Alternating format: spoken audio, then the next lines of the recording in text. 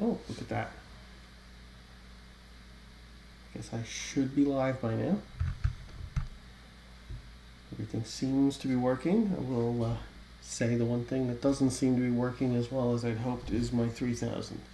But I think we might end up not getting an install of Amiga Unix on it. But I will still go over it.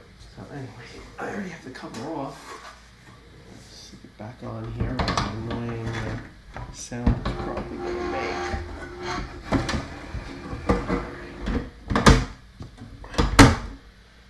So, there it is. Unplug it. Moment. And hopefully, if anyone's on, they can hear me. Hello there. I gotta put my reading glasses on. I got a little tiny tablet here for Air Jury. Hello. Welcome to my first attempt. What I did was, the reason I'm a little bit late is I actually broke out my 1200 just in case we can't get a Unix install started on this, and I'm starting to think we might not. And I'll explain a little bit about one of the weirdnesses of the 3000. So I'm going to go ahead. Hey, Pierre. How are you? So I'm going to meet my 3000 Unix machine. Well, 3000 UX, which I have Unix tape and install discs that I made, and one of my hopes for this machine is eventually to get Amiga Unix installed on it. So I got the machine itself, and I actually picked up Commodore's tape drive for it. I really only picked up this 3000 UX not as a 3000 UX. I actually just picked it up as 3000, and later on got the tape drive and figure why not. And as this website says, there's this great website. If I bring it up right here, it's the very unofficial Commodore Amiga Unix wiki. And as they put it, because Amiga OS just isn't obscure enough today. And they have all the information on Amiga Unix, media, everything. So let's break this open. For anyone's not familiar with the 3000, what's the purpose of having Unix on an Amiga? Well, basically what it was, if we delve way back in time before Amiga, Commodore was actually developing a Unix machine. It was actually using the Motorola 68000 processor, and it is the original, basically the machine that gave the Amiga 2000 its case, the shape and everything. I have a feeling this probably kind of came from that, where it kind of was coming back around, and actually in the days of the 2000 with the 020, 030 accelerators, they were developing Amiga Unix on those. It was basically, if you figure Unix at the time, a mainstream professional operating system. More than likely what they figured was some additional sales people who may not necessarily wanted an Amiga, but they may have wanted a Unix machine for basically using it as a server for web serving, all that sort of stuff that was kind of going on. Probably not web serving at the time. It was probably kind of in its infancy, but certainly for education, government, military, all those uses would probably get more use from a Unix machine than the Amiga, so you would probably get those additional sales. So started development on the 020, 030 on the 2000. I don't know if any Amiga 2000 was ever sold with Unix. It basically, the big one is the 3000 UX, and if we bring this camera out and around to the front. You can actually see it actually has badging that indicates UX for Unix. The UX machine would be sold with this tape drive. This tape drive is how you install Amiga Unix on the machine. And basically, in Commodore fashion, they've made the tape drive even look similar in style to the front of the 3000. So basically Unix would come on a tape like this with some floppy disks to, and these are not original, the tape is. This is version 1.1, and these are floppy disks that I created from the website. I should probably bring up the camera. There we go. That might be a little better for you to actually see the machine. So there's the 3000 UX, the badging was specific. And again, the 3000 UX would be sold with this tape drive. It would not come without it, because otherwise you would not be able to install Unix. So it would come with the machine, the tape drive, would potentially also come with the Commodore 2410 graphics card, which was what's commonly called the University of Lowell graphics card.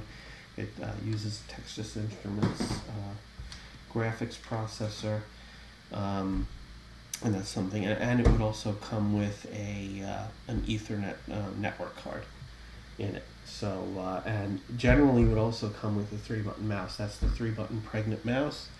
That is, there was actually 2 pregnant mice. One was a 2-button, and one was a 3-button. I have the 2-button, but let's go into the 3000. I can also explain a little bit of why I think this 3000 lost its Unix. So here's the inside of a 3000 for anyone who hasn't seen them. It's actually only half the motherboard. The processor is basically on this side, and there's RAM on this side underneath. Much like the 2000, you have a big tray with your drives, your power supply. It has space for a hard drive behind here, but basically you have to take this whole tray out to see the entire thing. But you have video back here. You have Amber chip. I should probably turn the lights on. That's the whole reason I brought them in here, was to get better lighting, and I forgot to turn them on. There we go. So, as I said, you got graphics back here. You got the Amber chip for built-in flicker fixer. So you got VGA out. That was another attempt to make this machine more professional. So it would basically be something you could hook a VGA monitor up to, not get flicker from a 1084. You have your riser here for the expansion ports. So you have this 4 Zorro, a video slot, 2 ISA slots. So one of the downsides to the 3000 from the 2000 was you lost a lot of slots. It was a much smaller machine, and because it has this pizza box, they call it a pizza box design, it being much smaller, and that's the reason why the 3000 Tower came out a little bit later. So why I think this machine lost its Unix is because it has this. And if you notice, basically the 3000 has a Zorro slot alongside the video slot. And because of this Zorro slot alongside the video slot, it has just a standard bracket. And of course, the biggest piece of hardware for the Amiga 2000 video slot was the video toaster. And natively, a 3000, when it came out, could not mount a video toaster, because the 2000, not having the Zorro there, had just a flat backplane behind the video slot, with just 2 screws would go in and hold the video card in. It looks like somebody added this toaster adapter to this machine. There'd be no reason to have this in a 3000 UX unless you were putting a toaster in it at some point.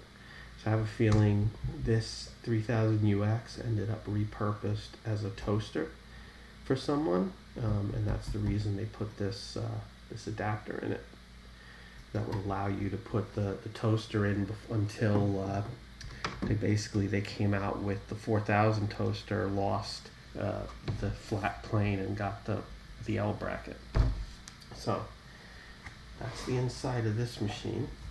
And what I have for this machine is I have the Commodore network card, and that one thing you quickly learn about a 3000 is it is very tight and very hard to get most cards into it. And in fact, that's why you have this cutout on the back, because you have to angle this card in. With this cutout, you can get a little bit of an angle, and it's basically because of the BNC connector here. You have to get that through here before you can back the card in. So yeah, this is a lot of fun to get in. And I am missing I'm missing one of the plastic guides here, which is probably actually a good thing, because it probably makes it just a little bit easier to snap this guy in. So you get the card in there, and this board, this is an equivalent to the Commodore 2410 video card. It uses this same Texas Instruments processor. This is called the DMI Resolver. And all of these stacked chips here are RAM, and basically it's because the Texas Instruments chip, it's basically called TIGA, it's Texas Instruments Graphics Architecture. It actually would, you run your software actually on the video card. So the video card has its own RAM. The TI chip acts as a processor, so when you're running a paint program designed for this board, you actually run the paint program on the board, and not, and this will show just how difficult it is to get boards in on 3000. It's so tight. So we'll plop this back in. So get our boards back in. Now I'm going to show also, I have a few, these are some of my other projects that I'm going to do on this 2000. I picked up this 3000 PAL NTSC switch.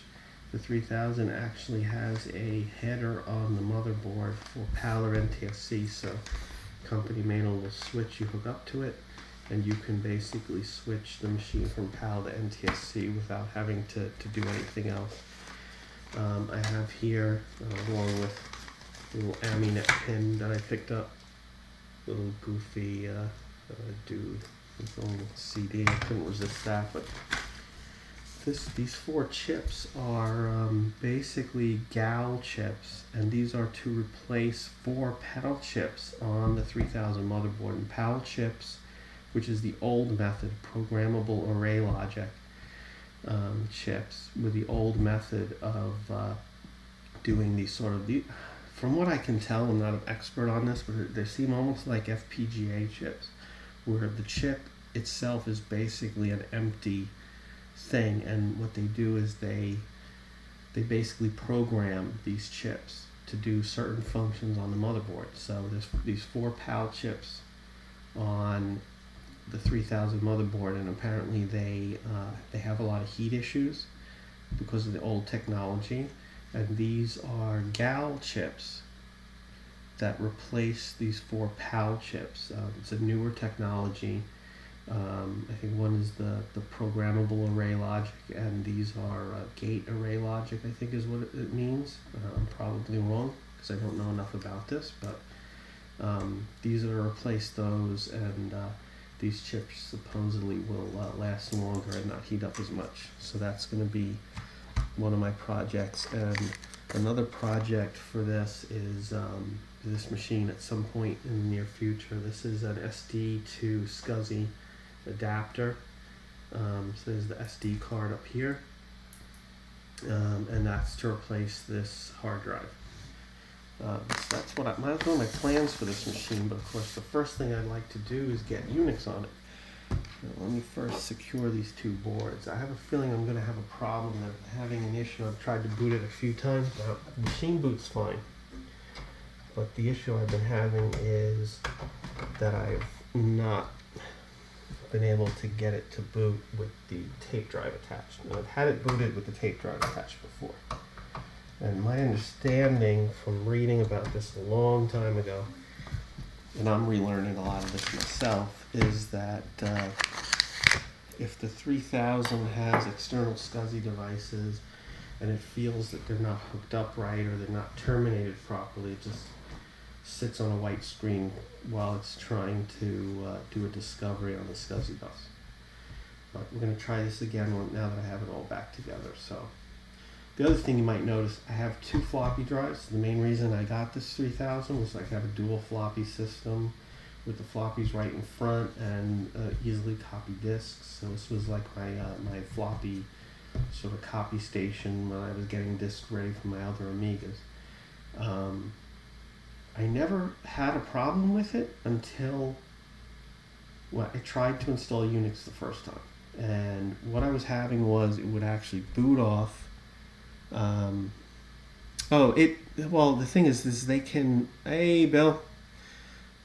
Yeah, installing those cards is a lot of fun. It would still have the Amiga because it can actually dual boot Amiga and Unix. And actually, if you have a 2000 with a 2620 or 2630 card with upgraded ROMs, actually, I think it's if you have the old ROMs, before Amiga OS 2.0 came out, they had upgraded ROMs for the accelerators for the 2000. If you held, I'm trying to remember the mouse button. I don't remember if it's you hold left or both when you turn the 2000 on. You actually get a, I think everyone knows that you have these early startup boot menus on the Amiga, where like in OS 2, OS 3, you can pick what drive you want to boot from, all that stuff. Well, these accelerators had an early boot menu, and when you held the mouse button, when you turned the machine on, you would get a menu for Amiga OS or AIX, Amiga Unix. So they were already preparing basically to have sort of dual boot where you could boot Amiga or Unix. You would just select it on startup, whichever one you wanted to boot the machine off of. So I'm going to slip this cover back on. The nice thing about the 3000, I guess it's sort of similar to the 2000, is basically four screws on the sides, one on the back, and that gets the cover up. I'm not going to bother screwing it in right now.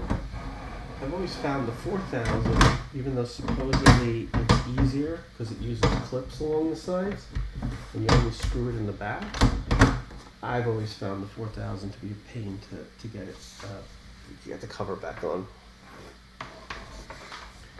So I'm going to boot this guy up without the tape drive first. I should probably plug in the keyboard and mouse.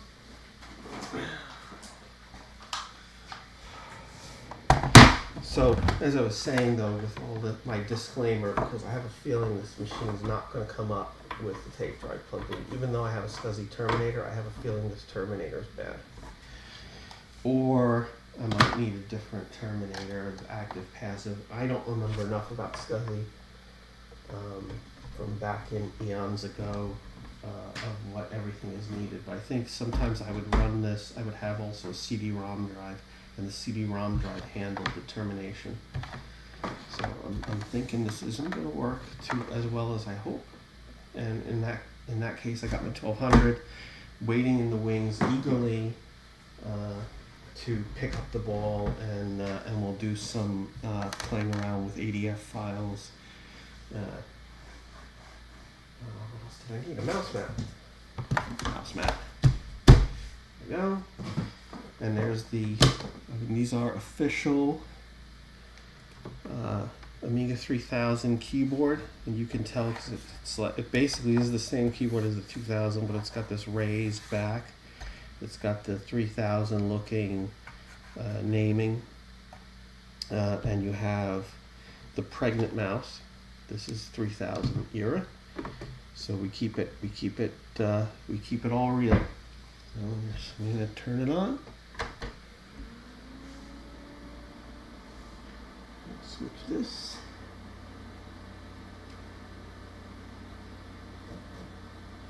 That's not what I wanted.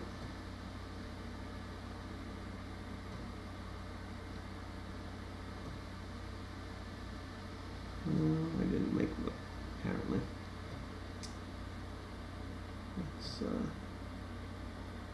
Let's pretend I know what I'm doing.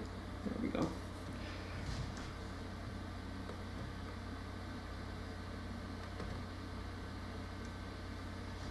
All right, so that's my 3000 running. Again, this would have shipped with 2.0. Ah, nice. So that's the mouse you had with your 4000. Although funny, 4000 should have had the round mouse, which is the same one that the 1200 had, which was a very rounded mouse. The other thing I just noticed with this is it looks like it only has 1 meg of chip RAM, and I think that it's probably because this machine actually had no RAM in any of its sockets when I got it. I've added the fast mem I added myself later on. The second floppy I added myself, but I was getting in about the floppy. I had both floppies hooked up. I tried to install Amiga Unix. It would get about halfway through the reading the floppy and stop. And for the life of me, I couldn't figure out what was wrong. And I finally I found online basically what I have in here. When I added the second floppy drive, I used the cable from a 2000. This is the crazy thing about the 3000. Is now the 2000 with dual floppies uses a floppy cable with a twist in it. So you go straight into the first drive, and then the cable going from the first to the second drive has a twist in a bunch of the pins. I'm using the cable from the 2000, but apparently the 3000 uses a straight through cable. So the cable goes straight through to both floppies. And it was basically the second floppy that was causing the floppy to stop working halfway through the install. So that was the reason why I didn't get Unix installed on this machine back when I was trying it the first time.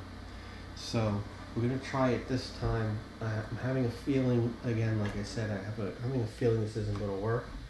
In fact, actually, let me boot it up with my mouse buttons pressed. There's one thing now, as far as installing Amiga Unix, and this is information, this is the early startup. If you notice, and Commodore changed all this at some point. On the 2000, you would have two big boxes. One was Amiga OS and the other Amiga Unix. And you would select one of the two, and in theory, if you had Amiga Unix installed on an Amiga with an 020 or 030 card, the 2000, it would boot to Unix. With 2.0, they changed this, and that's why when you put 2.0 on a 2000, if you have the 2620 or 2630 accelerators, you have to upgrade the ROMs. And I remember having to do this back when I had my 2000 with the 2620 accelerator, of having to get that upgraded ROM. I think it's a Rev 7 ROM, or it might be a Rev 9. Rev 7 might have been the 2091 hard drive controller. You had to get the upgraded ROM in order to not have the 2620's boot menu conflict with the OS 2.0 boot menu. So, because they were using the same mouse clicks, and that caused that problem.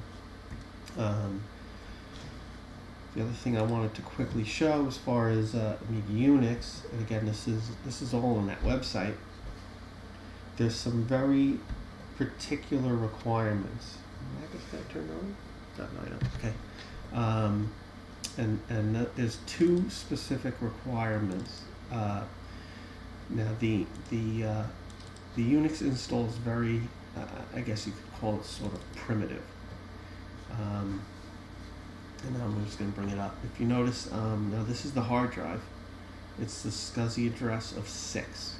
The Amiga Unix install requires that the hard drive it's installing to be at SCSI address 6. You can't have it at another address. It also requires that the tape drive be SCSI address 4. So this tape drive, the guts of this is a standard drive, and again on the website there, you can look it up to actually tell you what this tape drive is, the mechanism inside. If as far as I can see, there's no way to change the address on this. The Commodore's is locked at 4 because it was designed for the system. If you were using an aftermarket tape drive, or if you were installing, because now you can install Amiga Unix on WinUAE and run it there, you have to make sure that the tape drive that you're installing it from is ID 4. Just it's the only thing that the installer will read from. So that's why my hard drive is ID 6, tape drive is ID 4. Shut this guy down, we flip on the tape drive, and we watch my first Twitch stream fall on its face because like I said, there's sort of a weird thing with the 3000's SCSI, where, and again, I have a terminator back here that I picked up. This is the terminator on the 25 pin port on the back of the tape. Back in here, hopefully you can see that. That should terminate the SCSI chain. It's got to be on the last device, so there's termination resistors on the hard drive, so that chain from the controller to the internal drive is terminated, and so this comes off the external port so that the other side is terminated. There's the termination path, and that's basically just a bank of resistors that basically tell the machine this is the last device. There's nothing beyond me. So I don't know why, and I tried turning this on a little bit before I went on. I don't know why it seems to not be realizing that that's the end of the chain, and I sit like this while the tape drives on. So I think my attempt to install Amiga Unix might not happen today, and it might not happen until I get back from Korea for Olympics, and I can get one of my SCSI CD-ROM drives down here, and then what I can do, I'm kind of thinking I might have done this. I might have had hooked up to this a CD-ROM drive that had a terminator that worked. But I don't understand why this isn't working. And I'm pretty sure it actually worked like this back up in Ossining. So I'm not, like, it's been stymieing me why when this is on it will not. I'm going to give it a minute. We're going to see if this will come up. Oh, Pierre's got work to do. Yeah, this mouse is surprisingly comfortable. It's one of the more comfortable Amiga mice that I have. Is called the pregnant mouse, because it's got this big hump on it. And it's kind of funny how now you look at the Apple Magic Mouse and it's this little sliver thing, and I'm used to mice like this, and the older Amiga mouse. I can't use that thing. It feels like I have nothing under my hand. I just feel like I just can't even use it. Alright, so I'm getting ready to get my backup machine, and we'll do something that I need to do anyway. And if you notice me looking at the bottom of a Commodore power supply, it's these beige power supplies, the ones for the 1200, 500, and 600. I always look before I leap. And you either want to see it saying A600 or A500. They have none that say 1200, but that means it's for the Amiga. The other thing I look at is that it doesn't say 9 volt, that it only says 5 and 12. The reason for this is the same exact looking case with the same square plug was the power supply for the Commodore 128. The Commodore 128, and it'll fit in. You plug it into the back of your Amiga, flip the on switch, and your Amiga dies. And the reason why is because those 8-bit power supplies output 9 volt, 12, and 5, as opposed to just 12 and 5. And I think they do it probably on different pins too, because they have 3 voltages instead of 2. So I always, on this, I always look and make sure that I actually note that there's no 9 volt. Very important. If you have Commodore 128s, or if you buy a power supply on eBay, and you want to make sure a person didn't send you the wrong thing. Yeah. So I think my second attempt at Amiga Unix install is doing as well as my first attempt. So yeah.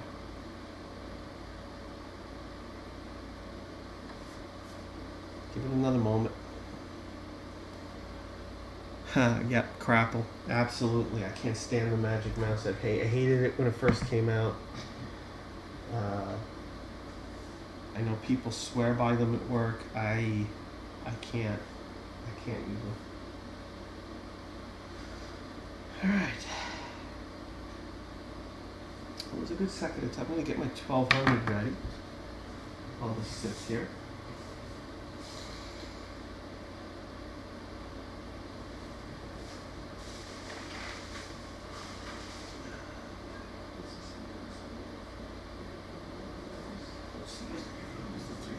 Mouse.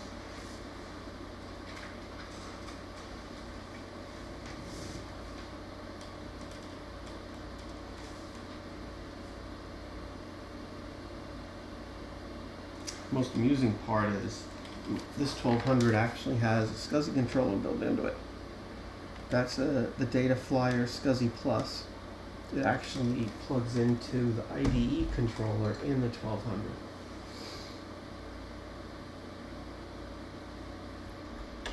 I used to love SCSI back in the Amiga days, and I can't stand it now. Stuff like this, it drives me crazy. I just can't get this working. Like I said, I think it's because this termination resistor is bad, or it's the wrong type, or who knows. It could be 100 different things. I'm gonna have to fiddle with it. So instead, I'm gonna do something that I needed to do and have not done. And that something is, I have a couple of floppies that I need to preserve. Excuse me, beaker. Put this tape drive in here.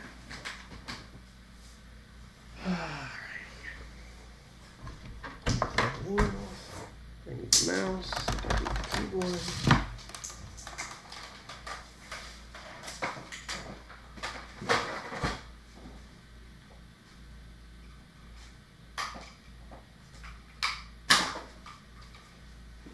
Back. Let me quickly screw this case back together. I don't like leaving these things in a state like this, because then you go grab a machine and you end up with a case in your hand and a machine on the floor.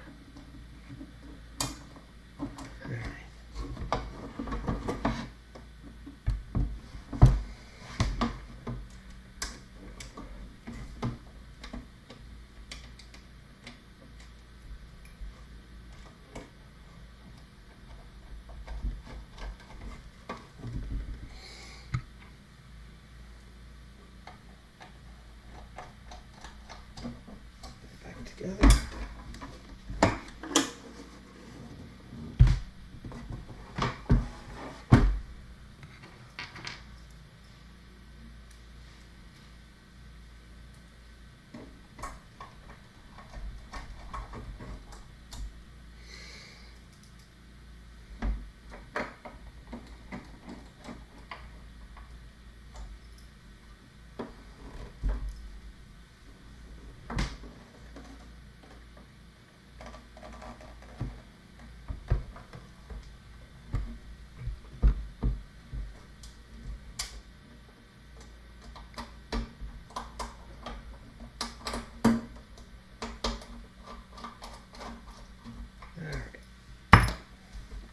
we almost had a Unix install going.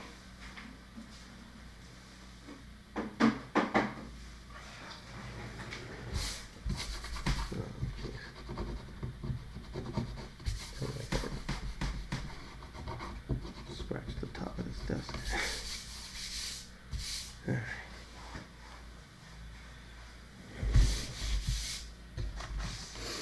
The other interesting tidbit about the 3000 UX is Sun Microsystems actually wanted to sell that machine branded as a Sun, basically a low-end Unix system from Sun.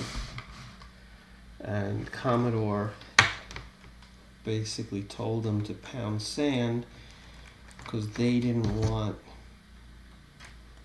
machines sold without their branding, and Sun wanted to brand it as a Sun Microsystems Unix box. So it wouldn't have sold with Amiga OS, it would have sold just with Unix on it. And Commodore screwed that deal up because, like I said, they said they didn't want it sold without Commodore branding. And it's, short-sighted things like that. Because it still would have sold machines, they wouldn't have been Amiga, but it would have been money into Commodore.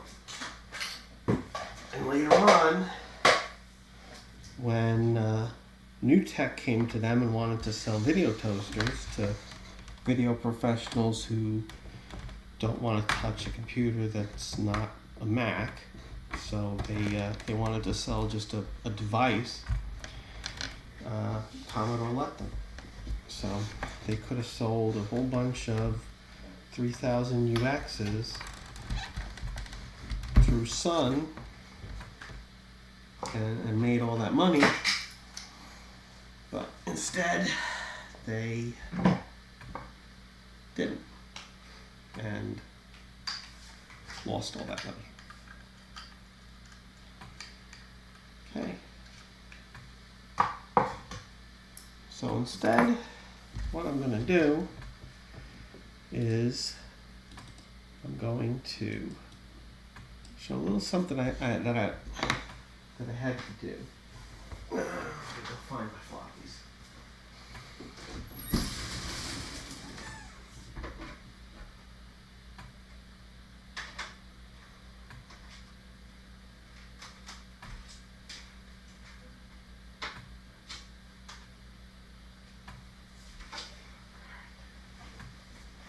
Now, what I have is, at some point in the past, like I said, I have this DMI resolver, that's the card that's in the 3000. And it came with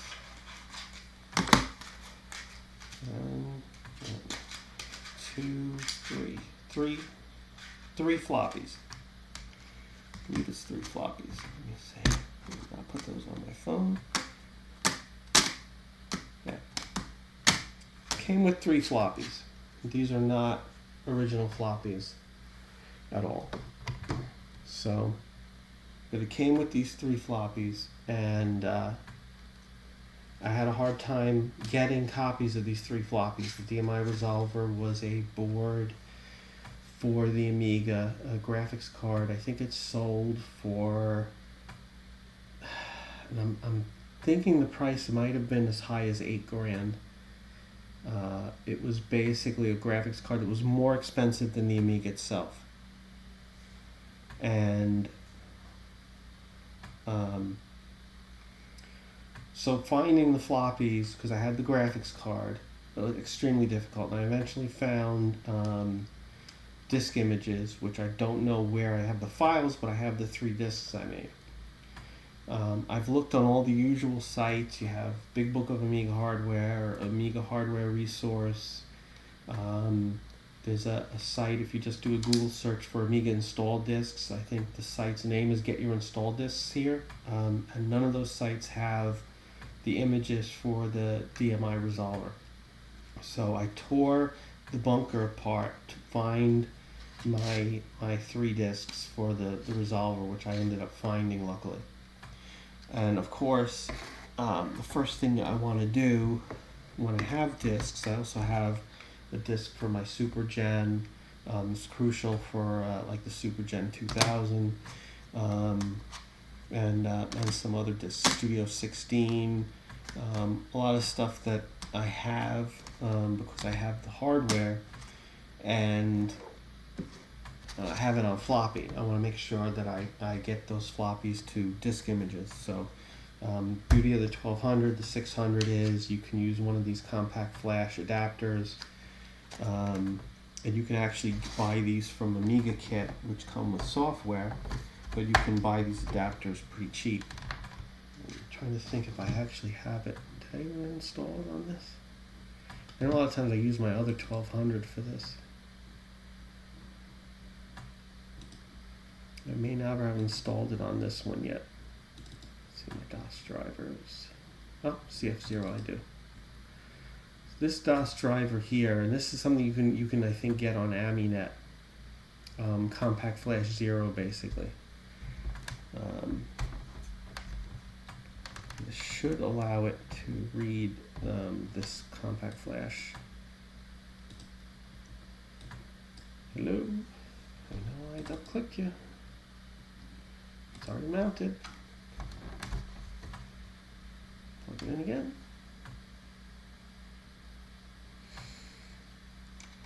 Okay. So I'll tell you what we're gonna do.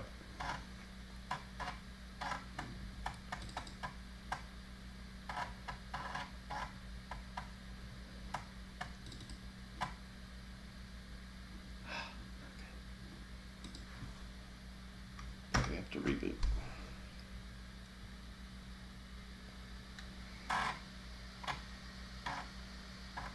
Welcome back, Pierre.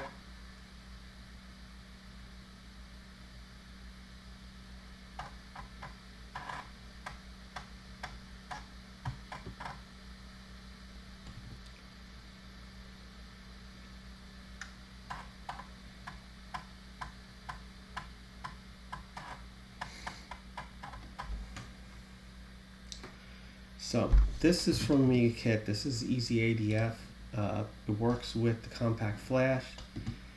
This will workbench allow you access compact flash. Port no 1200 only. Some 8 meg expansions block PCMCIA. Next.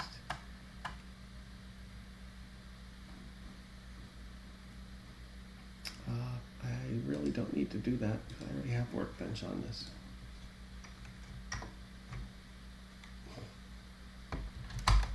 Probably should not have had this floppy in the drive when I did it.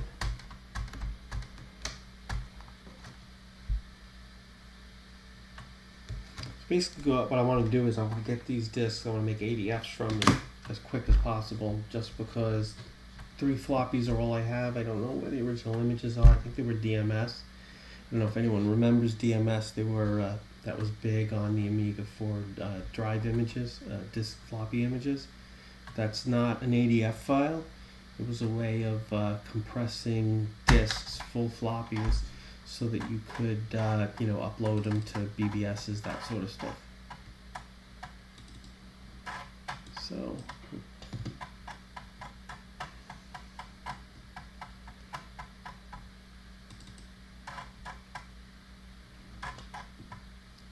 a little readme first. To install an SR hard disk, double click install. Yep. Okay, we do that. We're going to install it. God. This is the fun. Why is not enough memory to run installer? I bet I have the wrong installer on here. We do the same thing with that, of course. Cancel. Oh, look at that. That's an odd memory. Oh boy, I'm having all kinds of trouble today. What's up with this machine? I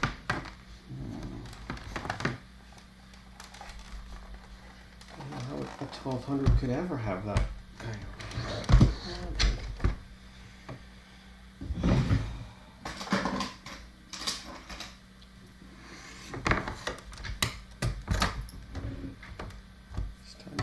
surgery. I think Bill might recognize this accelerator. So I unplugged, making sure. Let's reseat this.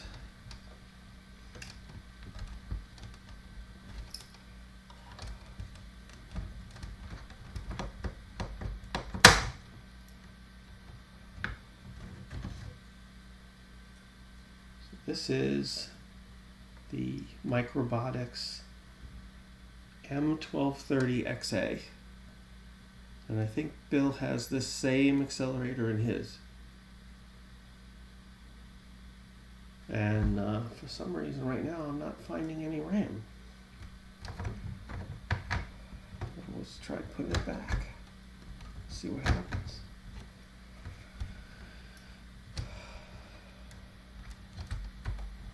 And then we'll try running it without it.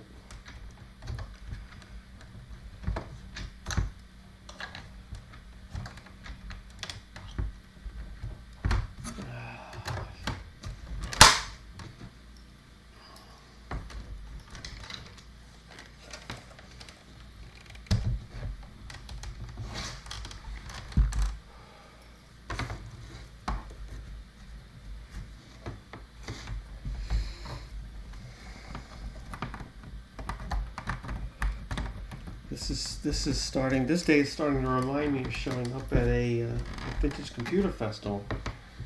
And you turn your machines on and half of them don't start up. And you wonder what the hell's going on.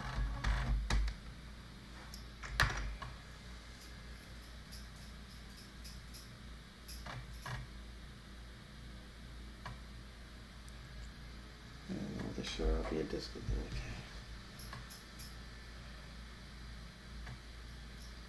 Okay. It is showing the 030 CPU. It's showing 2 megs of chip RAM, but it's not showing any memory on the accelerator card. Which basically means my workbench eats up most of my chip RAM because it doesn't think I have any RAM.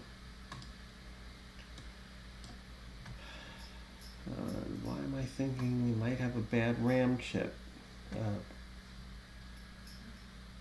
Let's see.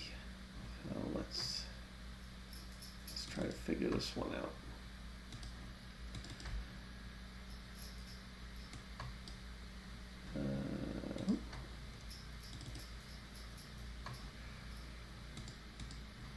Because I know this machine worked.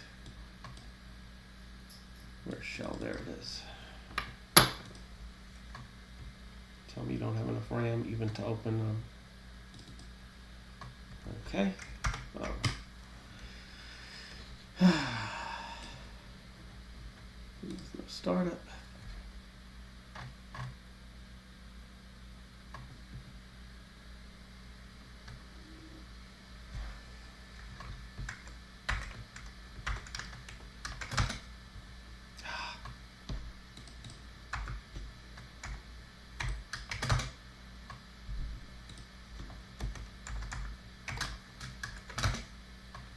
That's right.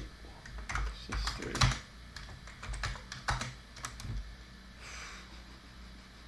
Now, if I recall correctly, let's go. Yes.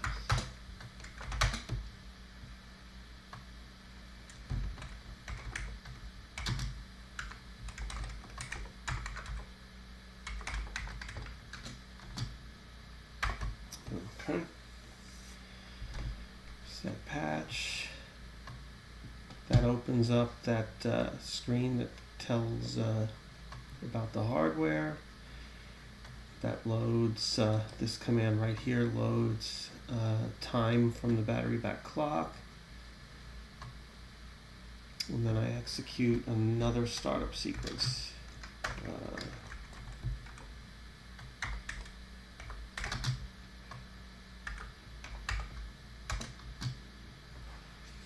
What does this do? Signs end.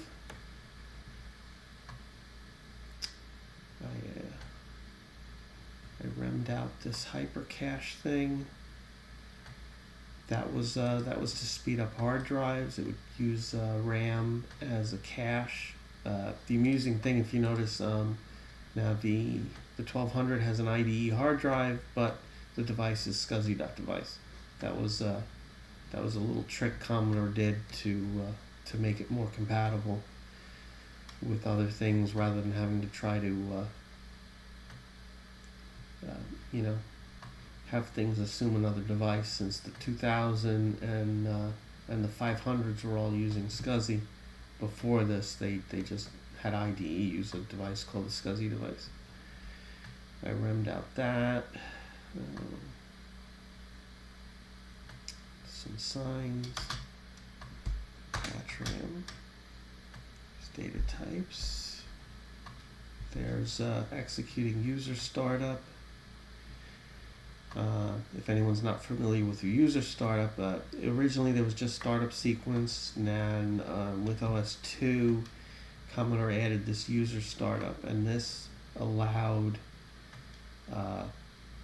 basically when you install, say, Page Setter, it would put its assigns and everything in user startup, and therefore it wouldn't kind of muck up your startup sequence. Your startup sequence would have this. It would go out, call user startup to run all that other stuff, and then it would come back and execute the rest of the startup sequence, and then get you to the load workbench. And that's what all this is. So the startup does its thing. It does these environment stuff, and then it goes out to user startup, and then it comes back when it's done, and that's all the assigns for all the programs I installed, and then we're back here. So still doesn't tell me why I have no RAM. Let's type out user startup. So now in here, and so if you install a program on your machine, on your Amiga, and all of a sudden Workbench doesn't load, you end up just stuck on a blank, shell, nothing. It's usually because the program put entries in here that are no good, and that breaks this. And so it's the whole reason why they put user startup is your startup sequence goes through, and then it calls user startup. So now it starts executing the things in user startup. If something in user startup is wrong, user startup will break. It should still go back to startup sequence and continue, finish, and load Workbench. You just won't have certain assigns. Originally, the way it was with just one script, everything's throwing everything in there. If something threw a bad command in, something threw something incorrect, it would break startup sequence, and you would never get to Workbench. You would have to do like I did here. You'd have to boot with no startup. I don't think I'm going to find anything in here as to why I have no RAM. But see, this is all the programs I've installed, FX Paint. Everything goes into this user startup. So usually if you install something and then that program doesn't run, this is the batch file you want to look in to see where it made its assigns. Is it the right place? Did it put things? Is this the location where it is? And you can go in here and you can edit and you can fix it. Like I said, this is not telling me why I don't have RAM. And of course I can't exit because I don't have Workbench loaded. I can load Workbench.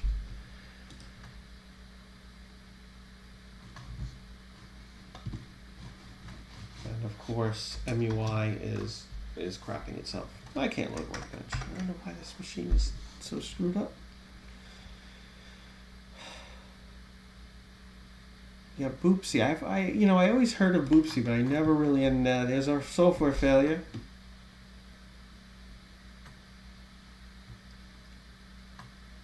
Yeah, still only showing 2 megs of RAM. This is very upsetting.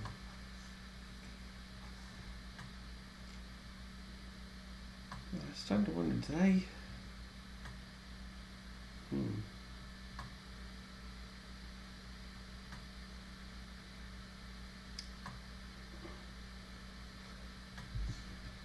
starting to wonder if yeah, of course not enough memory to run that yet, because my workbench is so enormous, it and everything else is just eating up 2 megs of RAM, and I'm ending up with 97K. Yeah, this is and part of that is probably a whole bunch of this stuff. Workbench startup, stuff that's not in the startup sequence, that all, let's snapshot these. What I should probably do is pull these out. This should get me a little bit of my RAM back.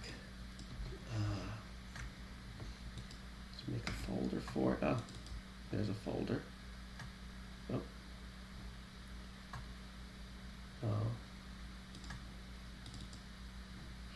So a bunch of stuff that's disabled in here.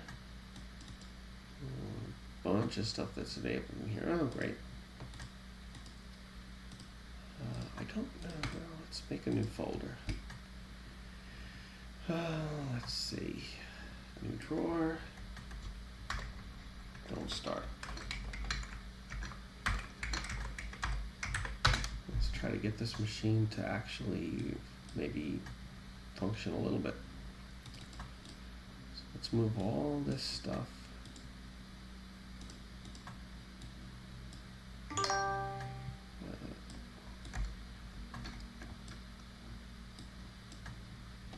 Out of Workbench Startup. So if I can get a little bit of RAM, I should actually be able to maybe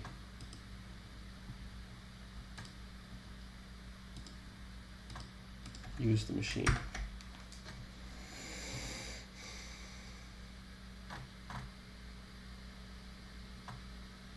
Basic object-oriented programming system for intuition.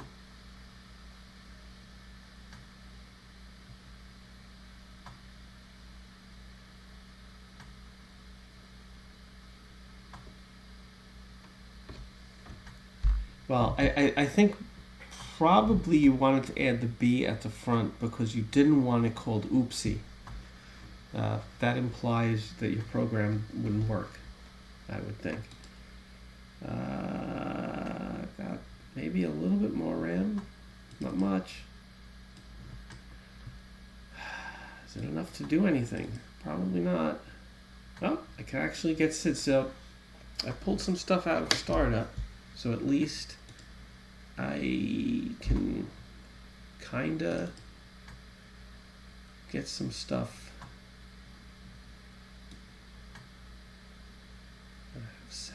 On here. I don't know why I don't have any RAM.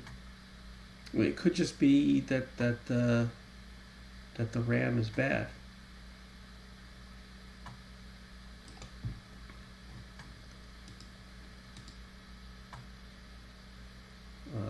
I mean, that's always a possibility.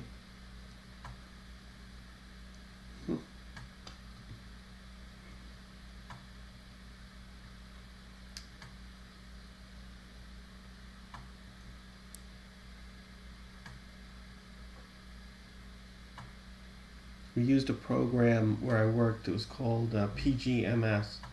Of course, the acronym was Program Management System, which should be PMS, but they decided to call it PGMS just to not obviously run afoul of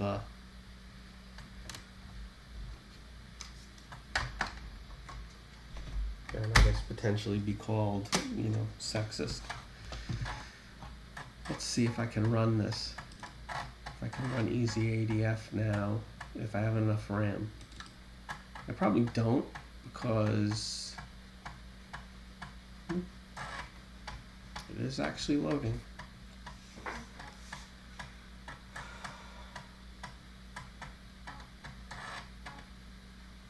This is why we love retro. So insert volume CF0. So that, if we recall correctly, is in devices, wasn't it? DOS drivers. CF0. So I mount CF0 and there it comes up. Right. Well, at least I get this working enough so that I can make my ADF images of these 3 disks, which I don't want to lose. Because this is all the software for the DMI resolver. Without these 3 disks, unless you install Amiga Unix, you can't use it at all. This is the Amiga side. It was a system called Sage, which was supposed to be a retargetable graphics system, but my understanding is it was hardly used. It's another fun thing I have with this 1200 is it doesn't like to give up disks. There's a little bit of a slight maladjustment which I need to fix. I need this special tool to help grab floppy disks and pull them out. So cool thing about this program is it just makes it very simple. You can transfer ADFs to floppies, and that's if you have ADFs on the CF card, it'll make floppies out of them. You can make an ADF from a floppy, in which it will take the floppy, make an ADF, and dump it right onto the compact flash, which obviously is what I want to do right now. So I'm going to do make ADF from floppy. I'm going to go from DF0. I want to make it called, this was the Sage disk, so we're going to name it hello. There we go. DMI Sage.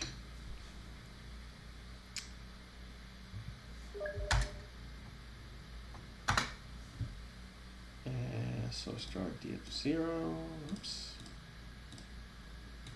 And why can't I make an ADF? Probably, again, RAM.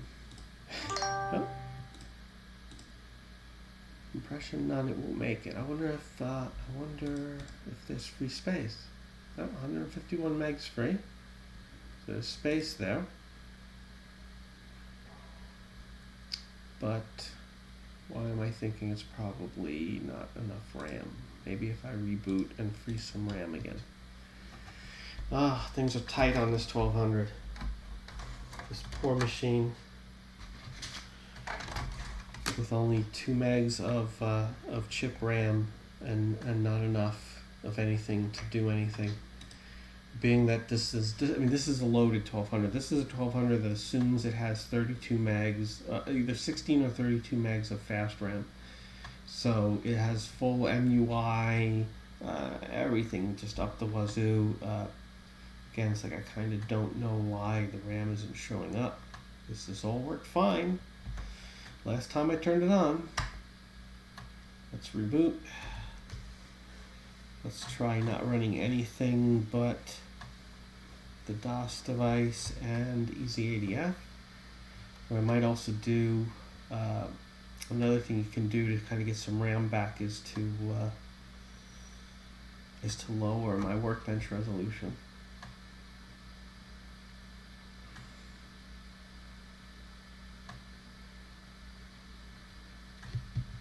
Problem, of course, is everything is replaced with MUI version, so I can't kill MUI. I won't have half of the OS won't work.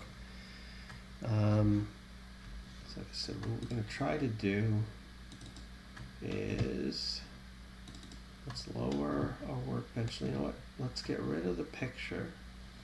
That should free up some space, and then we'll lower the screen mode. And so overscan, screen mode, I know I need that. Workbench pattern. Is it workbench pattern? Yeah, yep. We're going to go with pattern, and we're going to use nothing. So that'll free up that RAM. And then we'll go to screen mode, and we'll take us out of high-res laced. We'll go to low res.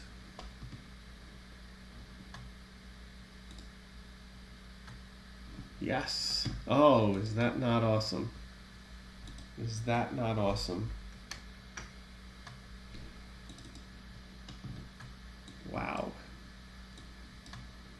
smokes. That's not good. Can I even get to the screen mode to change it back? Oh my lord. Screen mode. Oh boy. I think maybe we go high res. That's a little better. Okay, we'll go high res. Let's save this. Let's reboot. We should get a little bit of RAM back. Poor machine.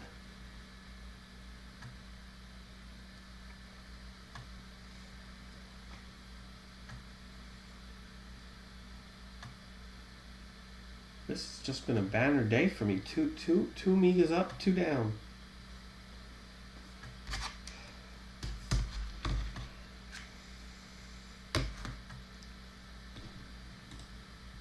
So we got a bit of RAM back. So pop this guy open. Go to my DOS drivers. Bring up CF0.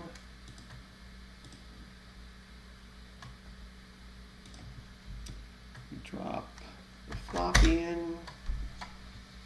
Let's see if we can make an ADF. Start up the program. 640, but let's see, hang on, let me get my reading glasses. Oops.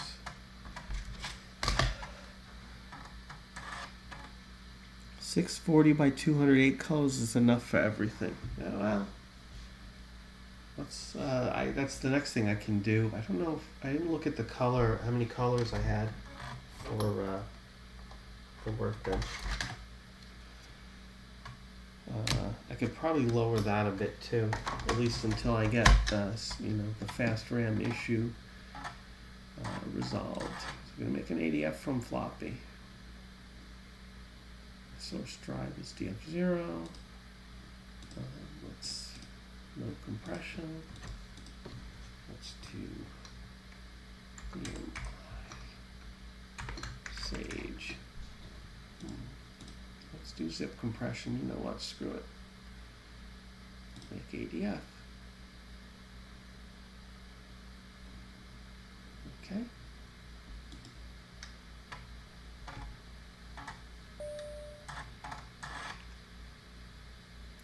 Okay. That didn't seem to work too well. Either that or there's not much on this disk. Yeah, this apparently is not going to cut it for me.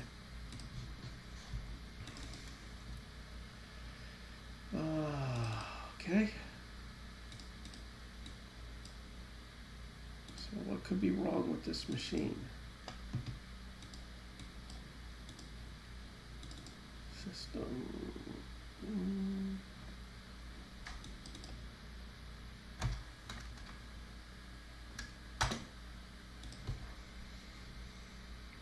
Oh, I know MUI is probably eating a lot of my RAM, but trying to get this system running without it is oh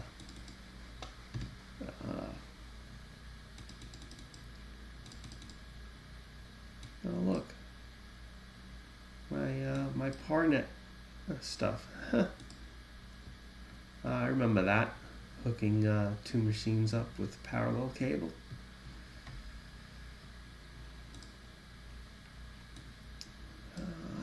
Trying to think of what else I can do here.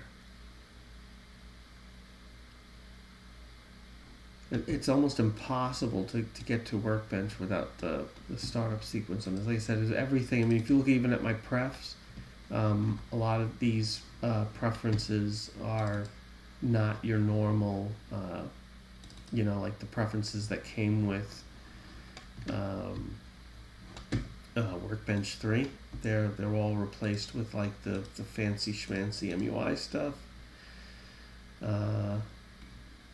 I'm trying to remember. I could swear there used to be a utility for this accelerator. And I'm wondering why I can't find it. I don't know if memory to run 6. Get the machine again.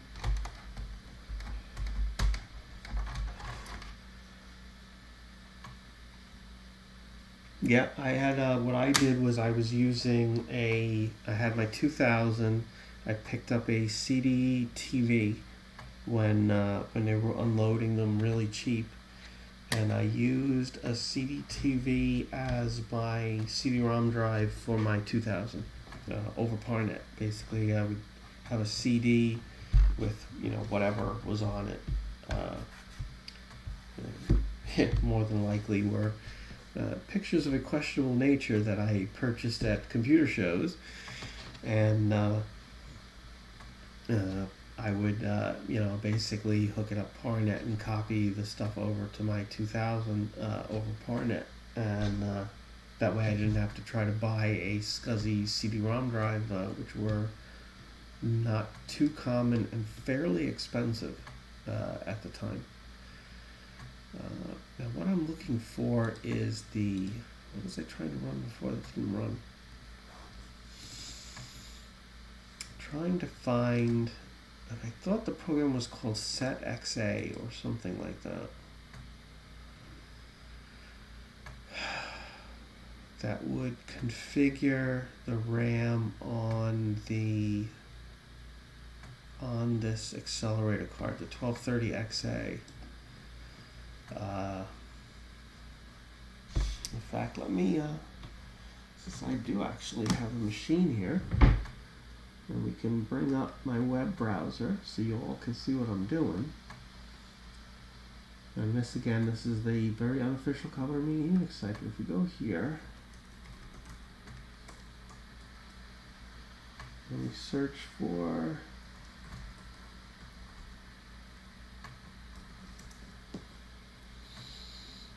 Amiga hardware database, expansion processor for the 1200. And we're looking for Microbotics. I believe this was Microbotics. Yep, there's the 1230XA. 1230XA, 172 pin socket. Kickstart 3.1 RAM is auto configured. This has 3.1. Stores RAM wait state is. There's a battery back clock. And whoop-de-doo. And here's some DMS images for the software.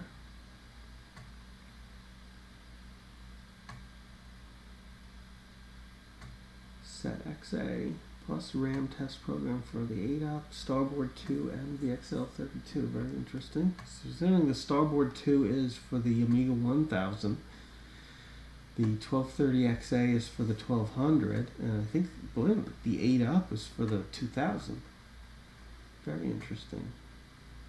The XL32, I think, was for the 500 and 2000. I don't know if this is really going to help me that much.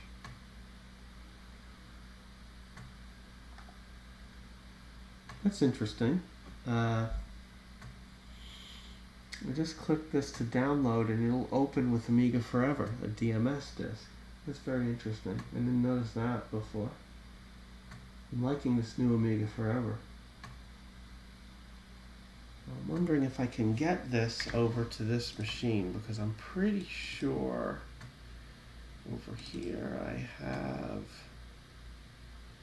DMS is on here somewhere. Yep. I could actually write the DMS disk. And I should have looked first just to see if I even had it already on here. On the what was this thing called? It was called SetXA. Let's see. Being that this machine has that board, you would think I would have that program. There's set patch, and no. So it's not in the C folder. It would be in devices. SetXA, nope.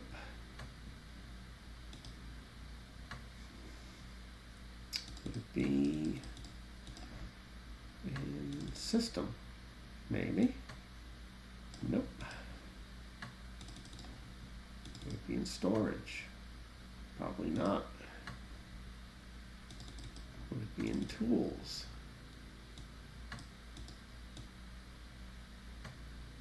Nope. Where else would it be? Utilities? That would be a utility, right? Something tells me nope. Is it in the trash can? No. Yeah, that was just silly of me looking in there because it would obviously not be in there. You know, keep in mind that this 1200 was set up back. I mean, this beautiful yellowing keyboard. This was my main 1200 back in the day. My main machine when I got it. I got this, I think, even before I got my 4000. So I had a 2000. This was my first AGA machine. When I got it, it would not display blue. I had to get the motherboard fixed. And that's the whole way that I got it, was because there was something wrong with it. And basically, again, this is the heyday of the Amiga, so Aminet was basically a daily check. Dial up, go on Aminet, download some of the latest stuff, and a big thing was just making Workbench look better, and MUI was a big part of that, and that's the whole reason why I basically have a lot of MUI stuff on this system, is because MUI was like the way to be able to do that stuff. I have a folder called Amiga 1000. Kickstarts for the 1000. Smooth Talker, that's a disk image that I saved from the teleprompter system. Workbench disks for creating Workbench disks. So that means, obviously use this machine a lot, so it obviously worked. I don't know why suddenly the RAM isn't showing up. And like I said, probably it could be a bad SIM. So it's a 72-pin SIM. Let me shut this thing off. Let me see if I have any of those with me.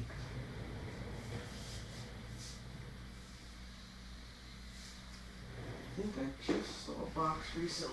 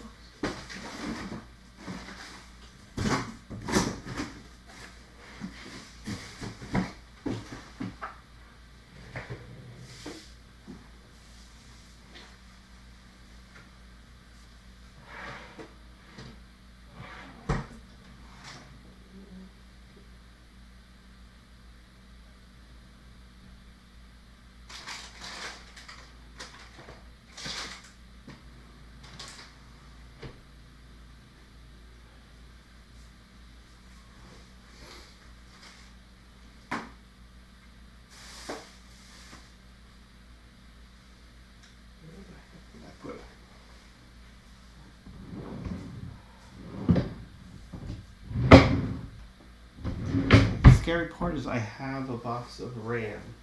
I think it's for the 4000. And I don't know where it disappeared to. I just saw it a few minutes ago.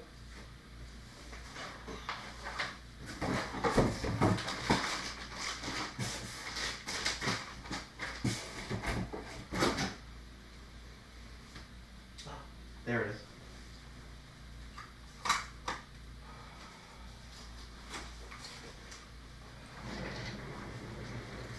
What do we have here?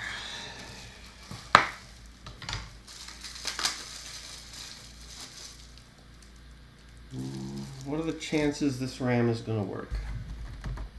I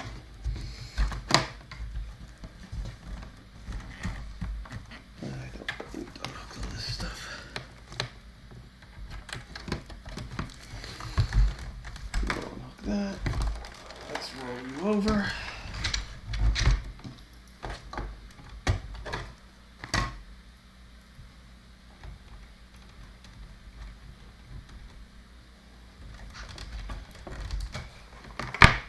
You may notice on the bottom, software link. That's where WOG met. That's where this 1200 got fixed after I got it and it didn't display blue.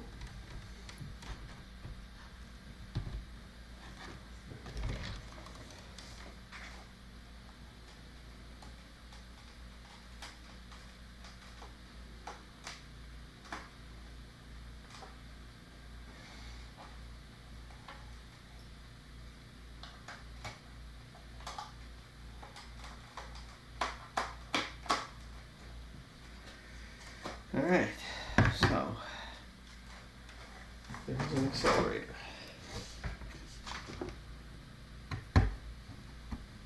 There's RAM.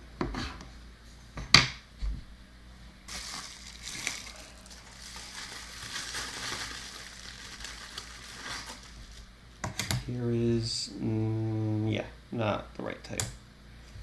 This I think is for a 4000.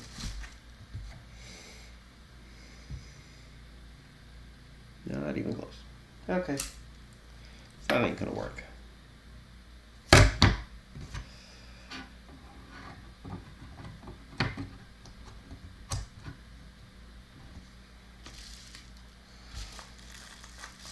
These guys back. I obviously bought this RAM for a reason.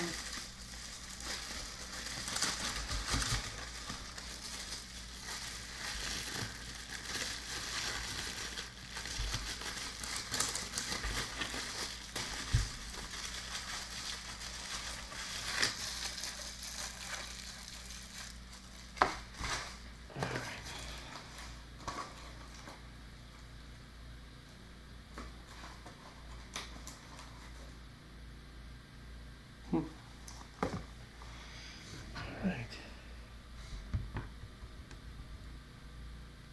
It looks okay.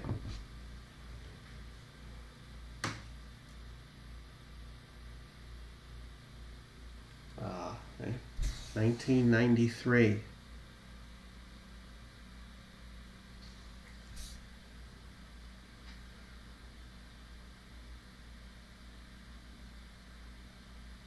So, 1993, 7 years gets us to 2000. It's 2017.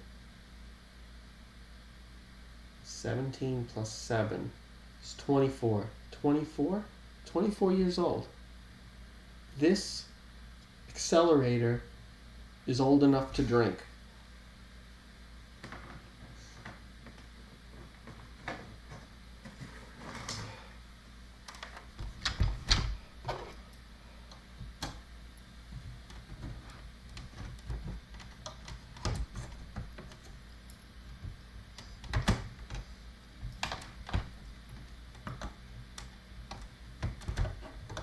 Let's ease this back on.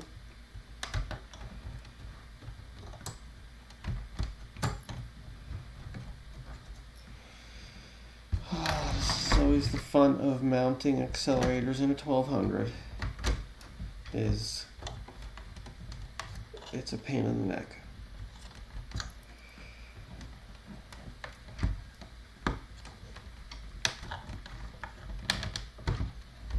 Okay, go back in, door.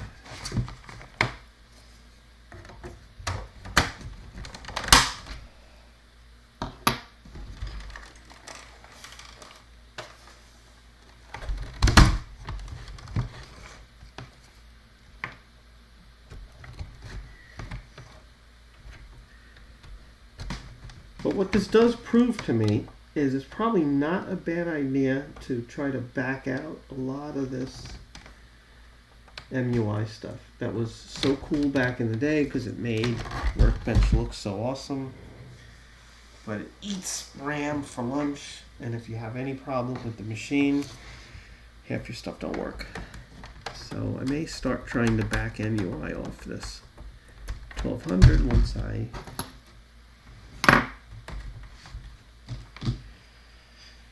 get it running. Let's see.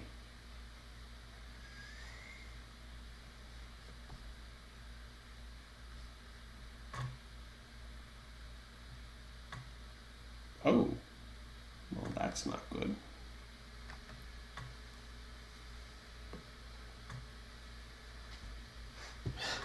I've just made things worse.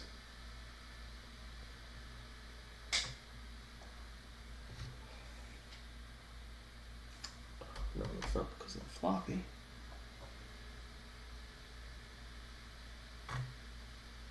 Now it's looking for a hard drive.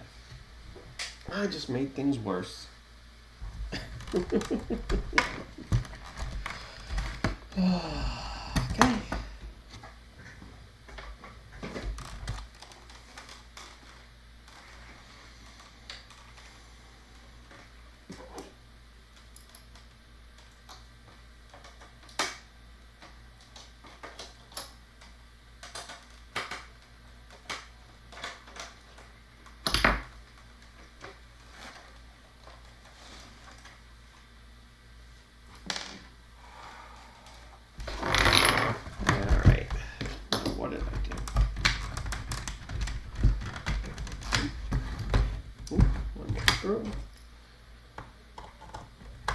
One important thing is always make sure to get all the screws out before you try to force the machine open.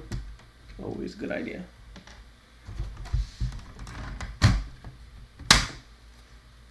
Alright. Oh. Yeah, this is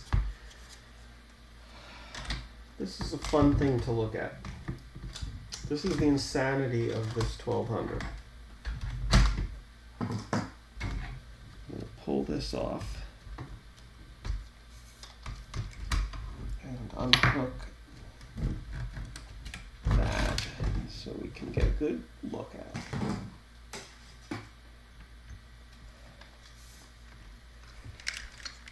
Let's put this over here. All of this. Let's bring this camera down and let's go over here. Right. So normally in a 1200 you might have a hard drive sitting here. Of course, I've replaced that with a compact flash. And on the compact flash is sitting on this thing. So let's unhook this. This thing is a Expansion Systems Data Flyer SCSI Plus. And this is that board I mentioned that converts the IDE, so it basically sits down on the IDE, and if I pull it out, it's on a little riser, goes on the IDE, that brings the board up so that it doesn't hit the metal, and it sits here on this little plastic so it doesn't hit the metal, and gives you this external SCSI port over on the right hand side. So at one point I had to replace this because when I opened this machine up, that riser just completely fell apart. It was so old, it just cracked. It literally, the pins would just pulled right out of it. The plastic just gave up. And again, the accelerators from 93. This is 94. It's only 1 year younger than that accelerator. So it also is old enough to drink. So luckily Amiga Kit has those risers. We're literally, all they did was they took two IDE interfaces and soldered them together. But it's still better than nothing, you know, having something that's broken. Right now, let's hook this back up. And let's see if my drive has come back. So of course, with all that sitting on the IDE, it's a little bit prone to any kind of movement causing it to come unattached. You know, you might ask a question of why bother still having that Data Flyer SCSI Plus in there. Not like with compact flash drives and everything, you're going to bother hooking anything up there. Yeah, you're right. Good question. It's so I can have things like this happen and basically not know why my machine will boot.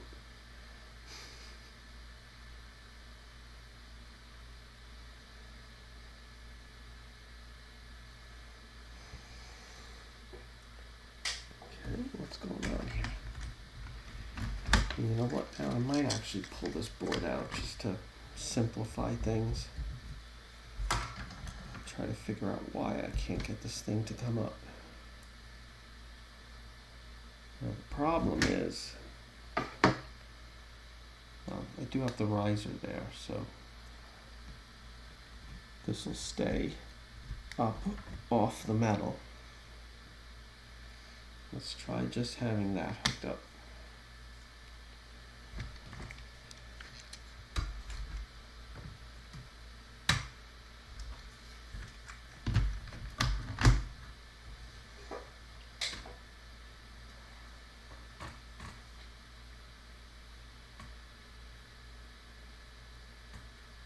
Oh. I still only have 2 megs of RAM. I'm no worse off than before. My drive is back. That's good.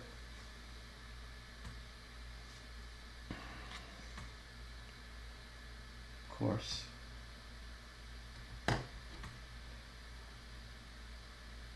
Just amazing that somebody came up with this.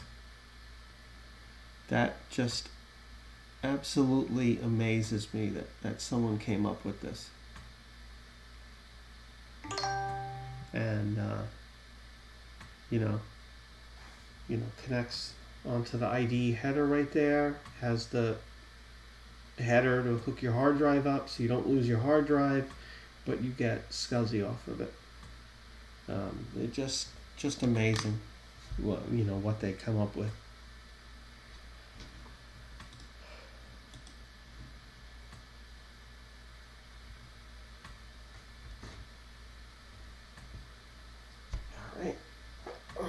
So no closer to RAM, but at least we got the drive back.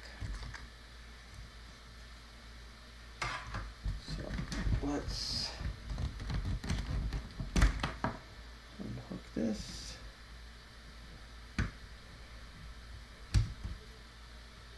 Let's plug this back in.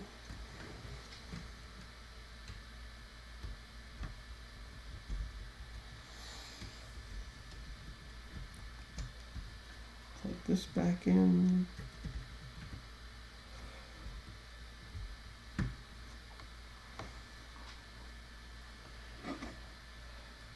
Really the only reason I still have the drive chassis in here is in the 1200. If you notice, it has these stands, and those stands basically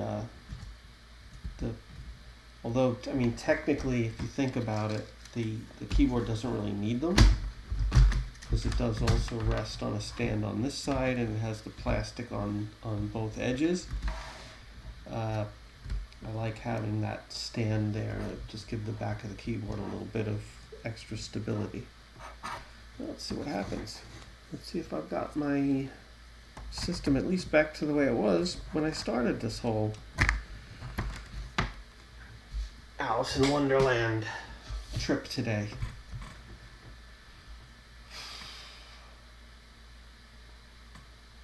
Ah, okay. I'm no worse off than I was when I started.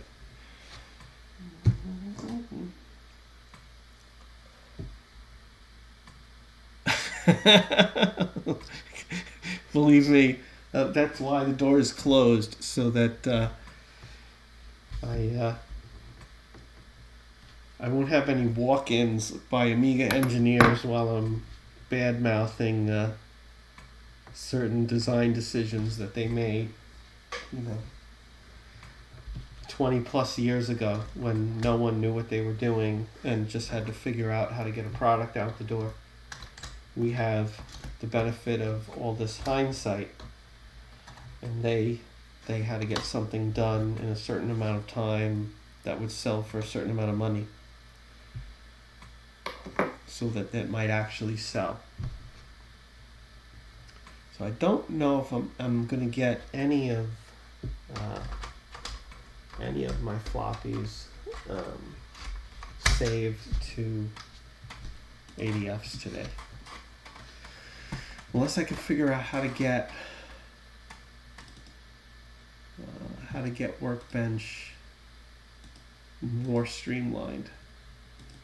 So if I pop in here again,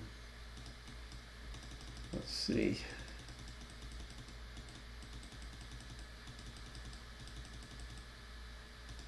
What am I looking for? I'm looking for startup sequence, which really has nothing in it. It's actually this Workbench 2.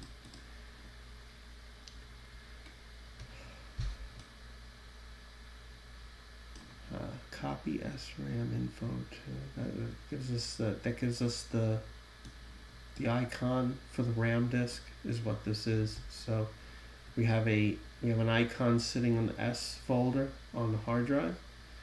This line copies that into RAM, and that gives us our icon for our RAM disk.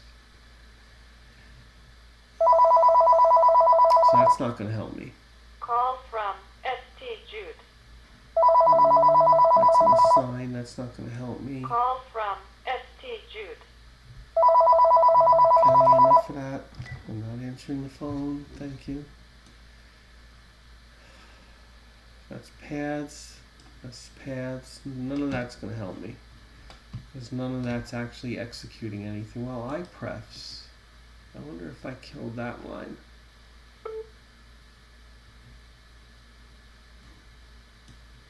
So, oh, really?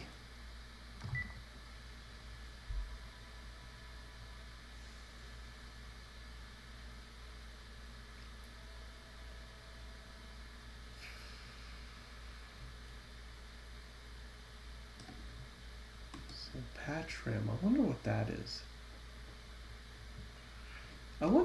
Wait a minute. Am I not seeing a set patch in here?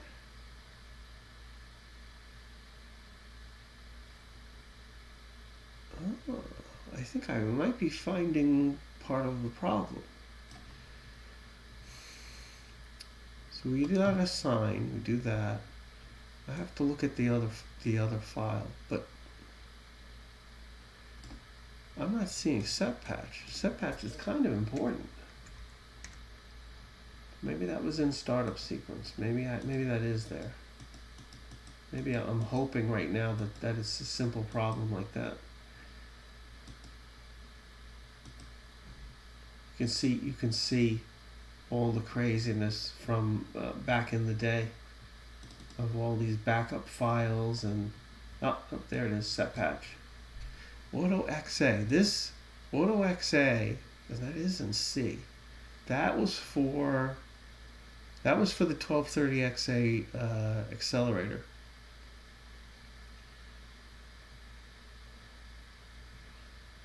I don't know what this is. One of the most important patches in your operating system, SIREC. This opens that sort of screen that gives the information. There's another command that closes it. The set clock, yeah, we know that. This card patch, this is and this was added. This is from the Easy ADF from Amiga Kit. This is a patch to deal with the PCMCIA card slot issues with accelerator RAM. Also, I think deals with the reset issue. First time, I don't know if anyone wasn't used to using PCMCIA cards way back. There is actually some bugs on the PCMCIA socket where if you have a card in it, when the Amiga boots up, Amiga doesn't see it. It's as if you have no card there. And back in the day, before there were these patches like this card reset, you would actually, if you had a cold boot your system, had to restart it. Not cold boot you'd be fine. If you had to restart, if you had to power down and turn it on, the card just wouldn't work, you'd have to pull it out, push it back in, and that was your kind of fix for that. So Auto XA would have been before 3.1, I think. So if I have Auto XA on here, why don't I have Set XA? And I wonder, do I still have that in C? I wonder if I try running that, what might happen. Auto XA, there it is. So if I go here, I type in Auto XA, machine reboots, which I think is supposed to happen when that. So it was a way of patching. The 1230 did not auto configure. If you remember from what the web page says. Oh, I have the floppy in there. It would not auto configure. So before Kickstart 3.1, you had to you had two programs, SetXA and AutoXA. SetXA was to set the settings on the card for different RAM types rather than using jumpers. You had to actually program on a floppy. Oh! Memory.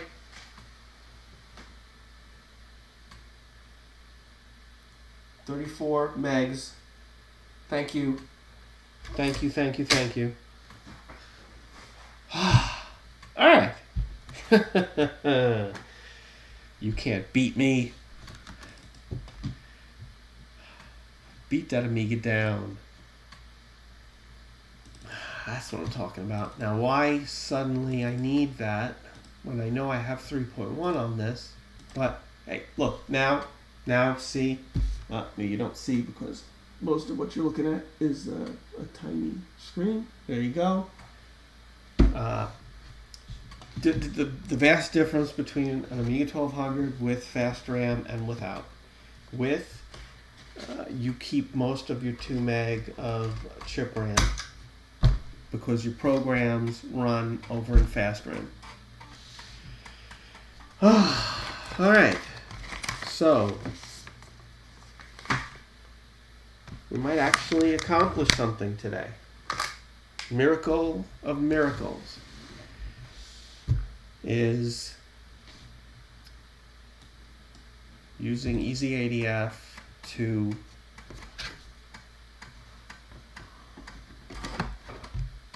make images of these disks so that I don't lose them. And of course, what I also want to do is to send these to the websites that store this stuff, so if other people also have this card, they don't run into the issue that I ran into, which is if I when I couldn't find these 3 disks, I couldn't get this stuff installed. So, there's CF0, so let's make an ADF from floppy.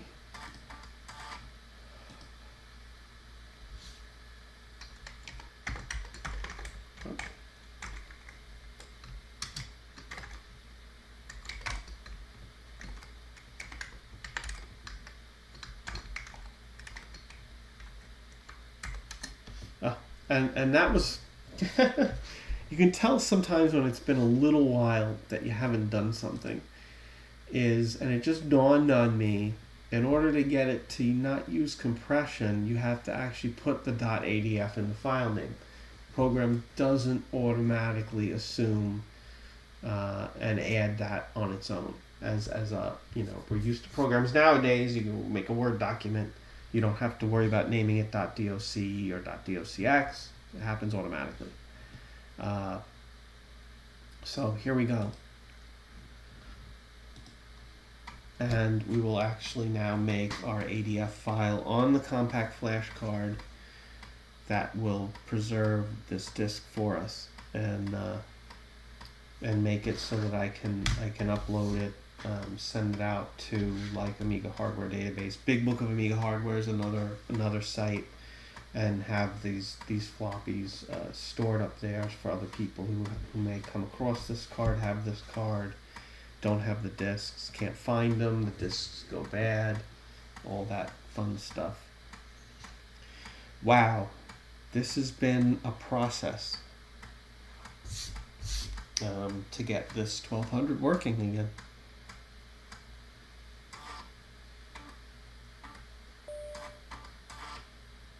Right, so there it is.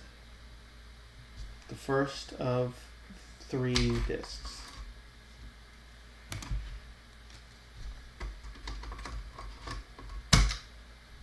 And the beauty of this program is, of course, you can also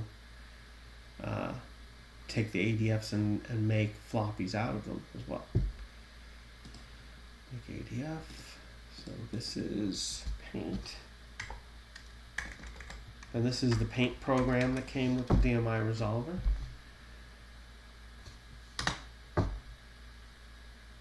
Okay. Well, this has been a fun CF IDE thingamabob is just hanging by the IDE wire. It works and doesn't fail if you don't shake it too much. I tend to, if I have, that's why I like these boards that have the header, it's just at the L shape instead of coming off the back. You don't need to use a cable. But what I found you have to worry about is they sit, basically you don't have enough room for this, for the hard drive carrier. And they just sit awfully close to the shield for my liking. I'm not a fan of that. And when I have, and that's why that's the main reason why I've kept the data flyer in here, is just because it raises this CF up, because you have the riser. So you have the header on the motherboard, you have the riser, and then you have the data flyer, and then you have this board all the way up here. So it's kind of really high up. Generally, when I have your setup, when I have it basically just hanging on an IDE cable, I kind of like to use double-sided tape and tape it to this drive carrier. Or I picked up these things are really where did I put it? It's another thing, I don't know where it is. Oh, there it is.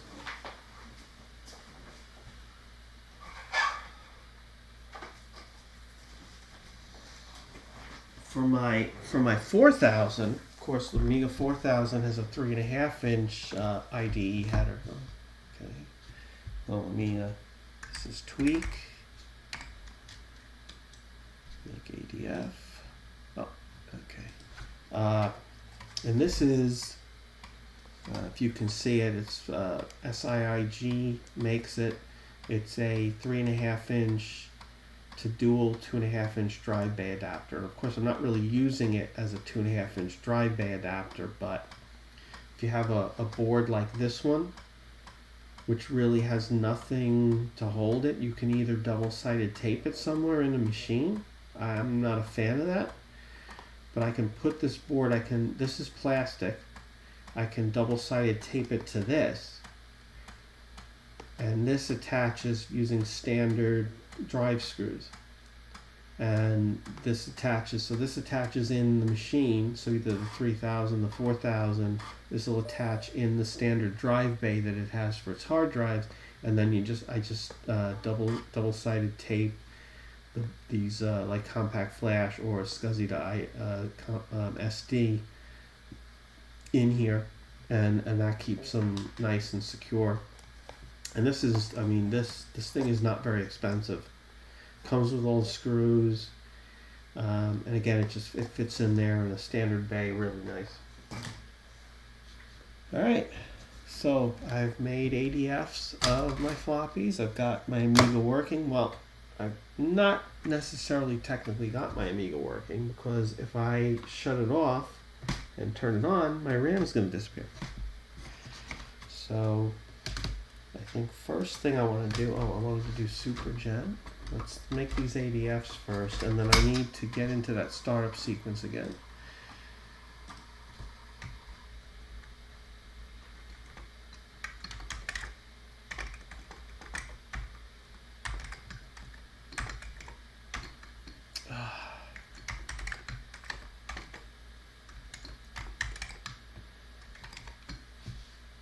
Yes, I don't know how to type, especially when I'm wearing reading glasses and I'm trying to look at things that are different. There we go, make an ADF. It's my Super Gen disk. Oh man, what a day. I need a drink. All I have is a bottle, and this is actually water.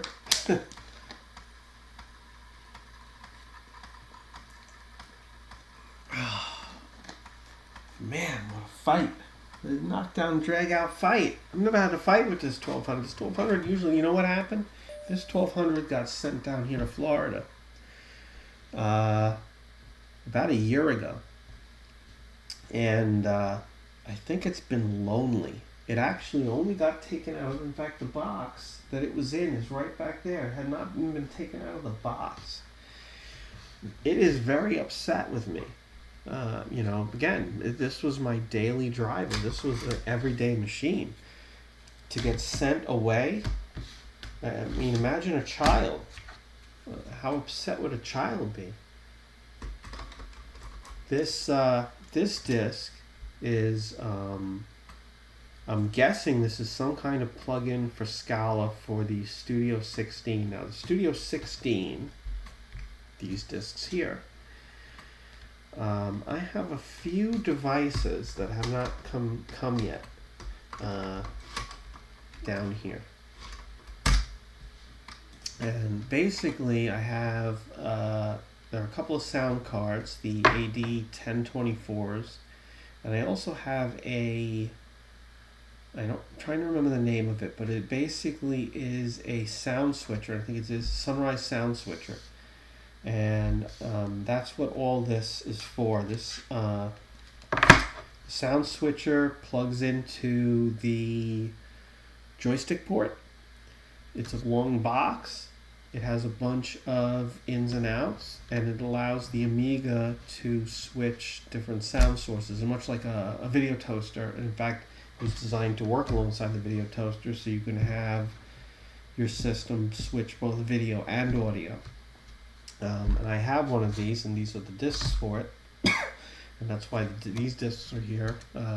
Basically the same reason, which is to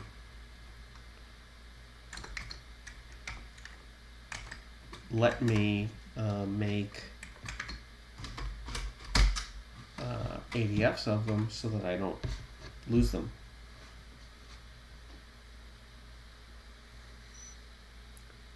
Someone's got Krupnik.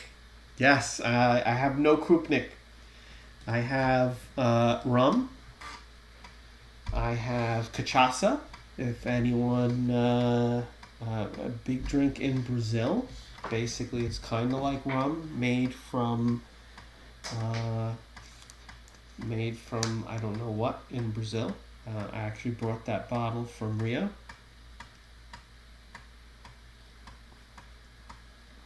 And I have something brewing in the closet.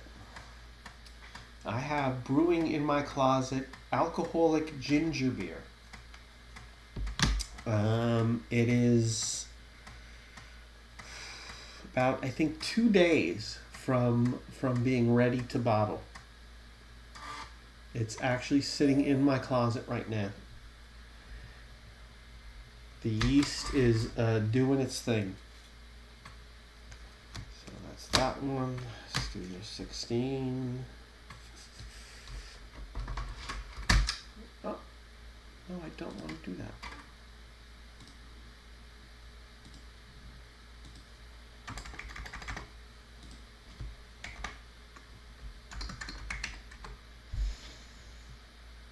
Oh God, I'm so glad I got this working, because again, I drove these discs down from New York to Florida with me, specifically knowing that I needed to get these saved to ADF.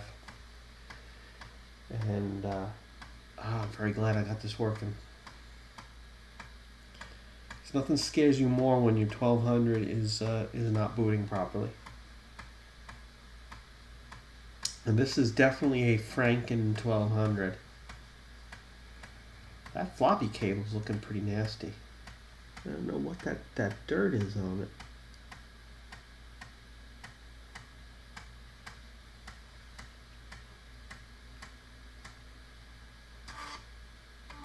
Six down, 18 to go. You don't have to have them all at once, you know. I hope you're pacing yourself and make it last longer.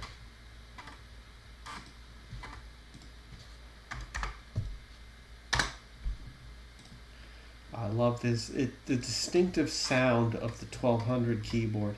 I love it. God, how many days I spent. Oh, that was way too fast. Guess there's not much on this disc. Unless that disc is bad already. That's a possibility too. So this is 2.07.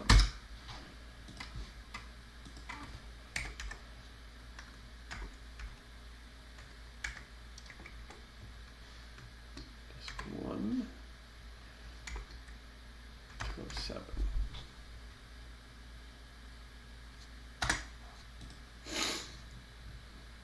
Whoops. Let's not do that. Let's do V207. There we go. Try to name them something that won't confuse me.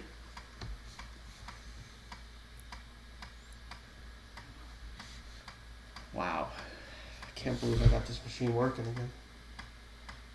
That's right. So the other thing I'm going to need to do, obviously, is go back into that startup sequence and get AutoXA working again. Because it's REM'd out. And REM, if anyone's really old school, REM, remove, it's short for remove, and basically when you REM out something, you leave the statement in, but you essentially tell the machine not to execute it when it reaches that command. So that command is REM'd out. That's that semicolon at the front of the line, tells the Amiga, don't execute this. I don't know why that was removed. And in theory, everything I'm reading says that OS 3.1 should auto configure that RAM. I don't get why suddenly it needs that command in it, or why it would have been REM'd out if it was there. So it's perplexing me. Starts leading me to think I don't know what's going on in my own machine.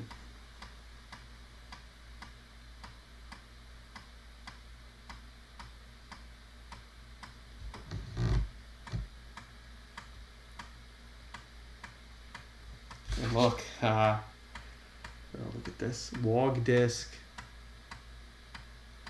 I'm gonna make an ADF of that. I don't even know what's on it. I think this might just be the library catalog.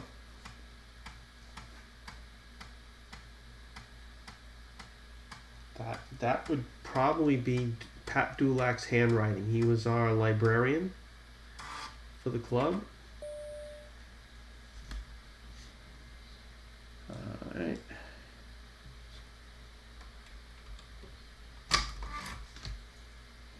Last disk that I need to worry about.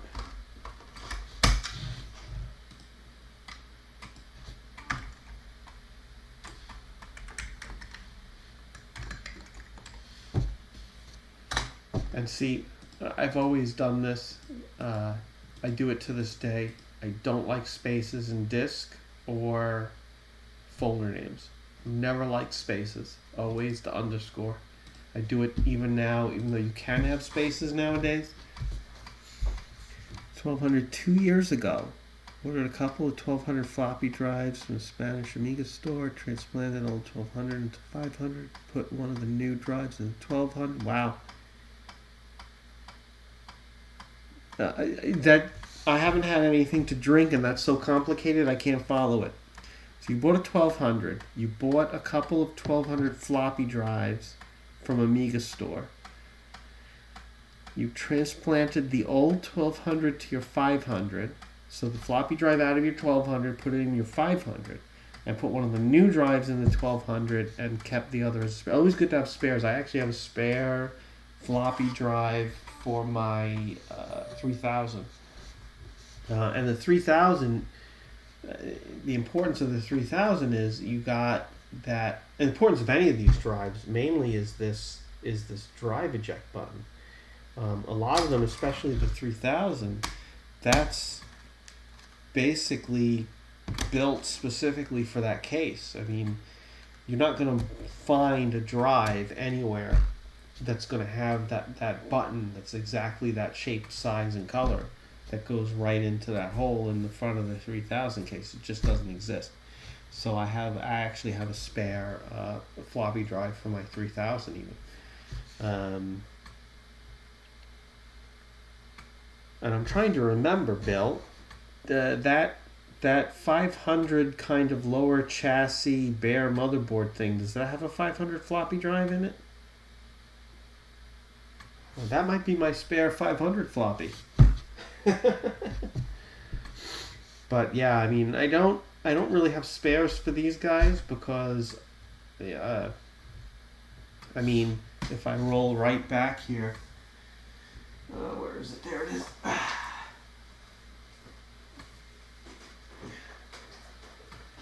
mean, right there, 500. If I can even, get where? Yeah, there we go. Let me get the 1200 out of the way, and I can put this on the desk. I'm gonna show you guys this little gem. Alright, so we've done that. Like I said, the issue I have now is, oops, I know what the issue is. I'm missing AutoXA.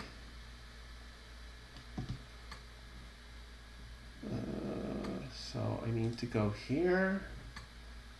I need to go here. And that was in startup sequence.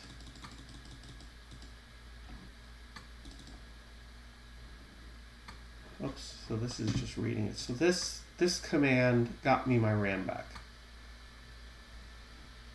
For some reason, set patch. I wonder if I wonder when this stopped working. So go to startup sequence, edit it. Let's take that out. So again, that semicolon rems the line. So instead of, it's always good. Always best practice in your startup sequence, in your and basically anything. And if you notice, see this right here. And the reason they did this, I can understand why they did this. This really shouldn't be here. Again, Commodore with the later OSs, especially 3. You now had startup sequence and user startup. Startup sequence was for the system, for the OS. And mine is a little weird because my startup sequence here, if you notice, it executes this WB2. This normally doesn't exist on a standard setup from Commodore. Amiga OS installed wouldn't have this WB2. WB2 would really just be part of startup sequence. And what I have this in here for is, before I edit this, let me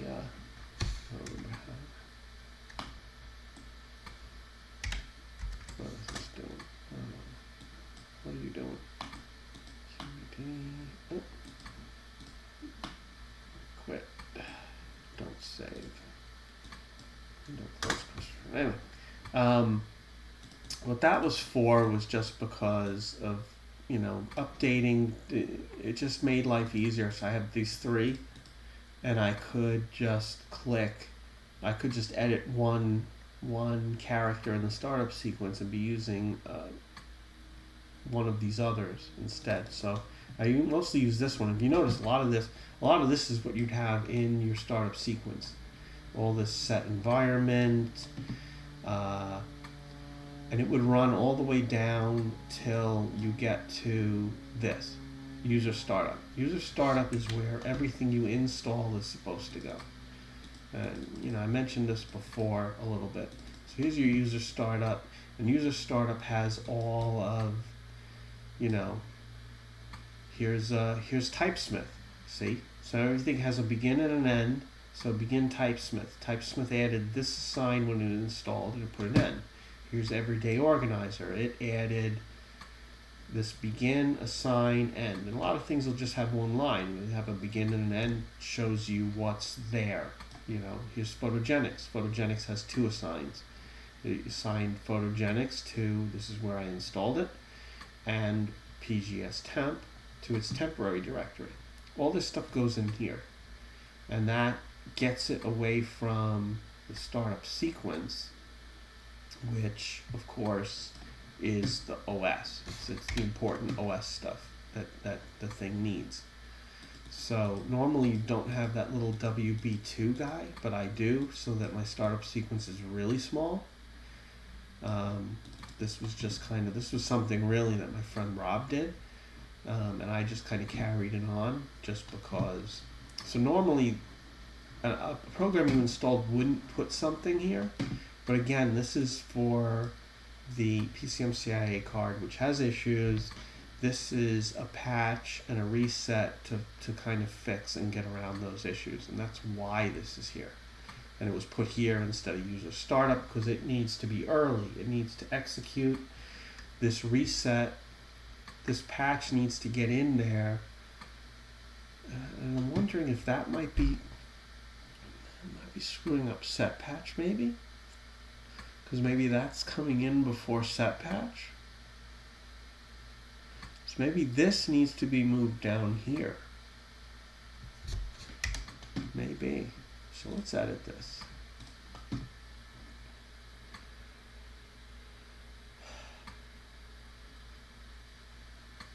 And let's QED.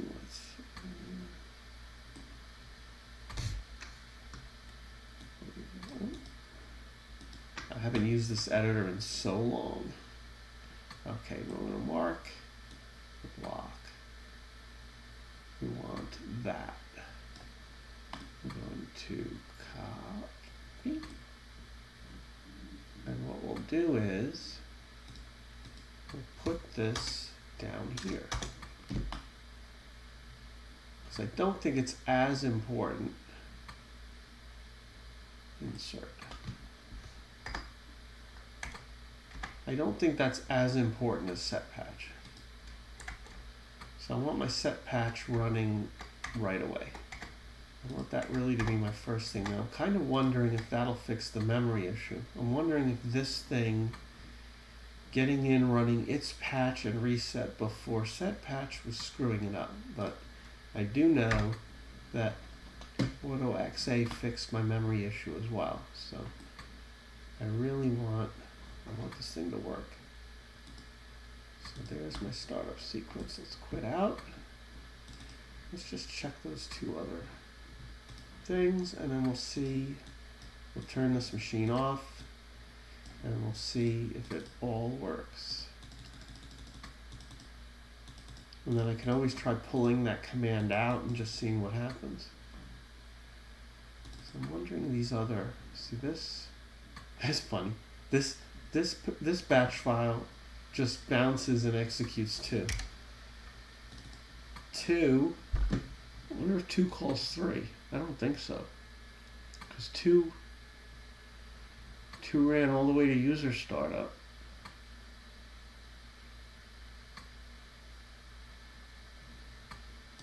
Yeah, that was fine. Let's check 3. 3 is just a whole garbage load of assigns. Look at that. And it just end cli. Okay. Don't know why I'm not using that one. This is a 3.1. CPU control. There's something from off Amiga. Faster blit, CPU blit, copy mem quicker, all sorts of little patches for the Amiga. Hyper cache, speed up the hard drive.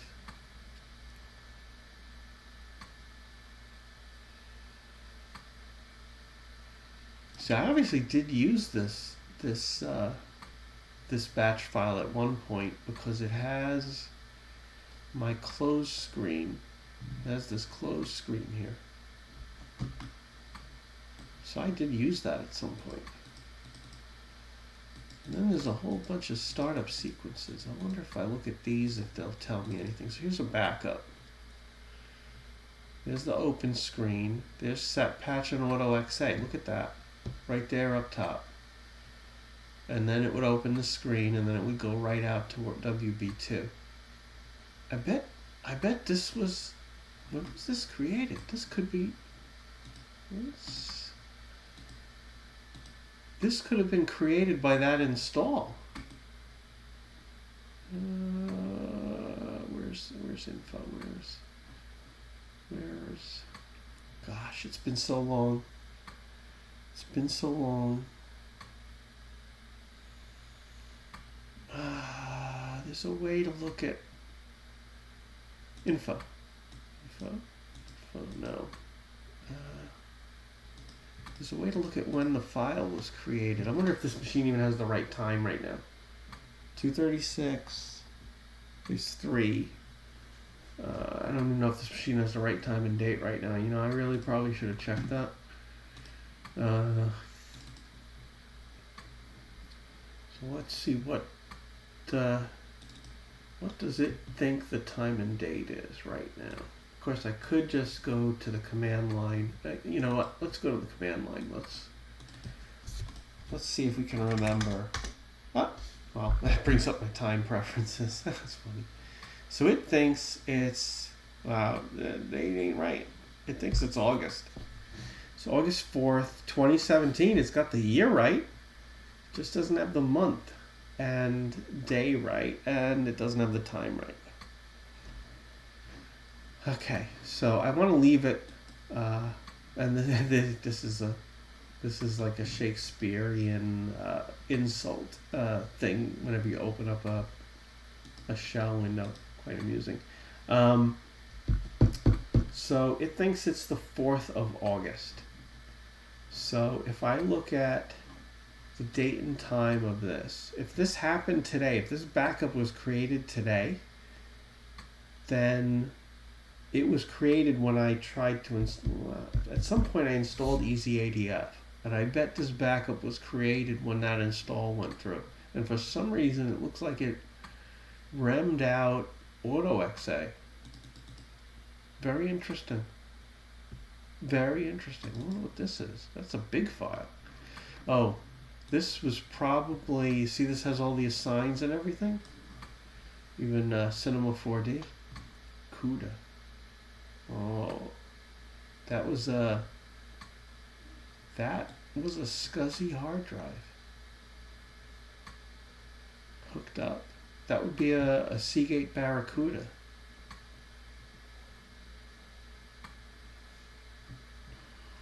So that explains why this isn't. You see it executed WB2, it came back, and it has this whole bunch of assigns down here where they aren't supposed to be. Not in user startup. This was a dangerous thing. A lot of programs that don't adhere to the later rules will put their assigns in startup sequence. And normally what I would do then is pull them out, copy them out, and put them in user startup. Oh, look at this. That's my Squirrel SCSI. I remember I had Squirrel SCSI plugged into this. Okay. Quick text read. Alright. So, well, we got to the bottom of my RAM issue. So I put that back. I moved this down here. Now the important thing will be to see if this machine boots.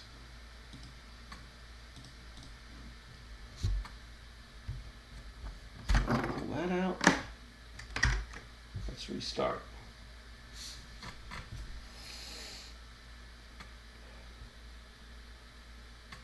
Still got my 35 megs of RAM.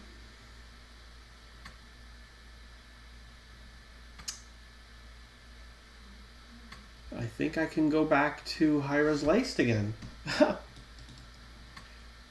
But before I do that, the proof is in the pudding, as they say. I'm going to power it down.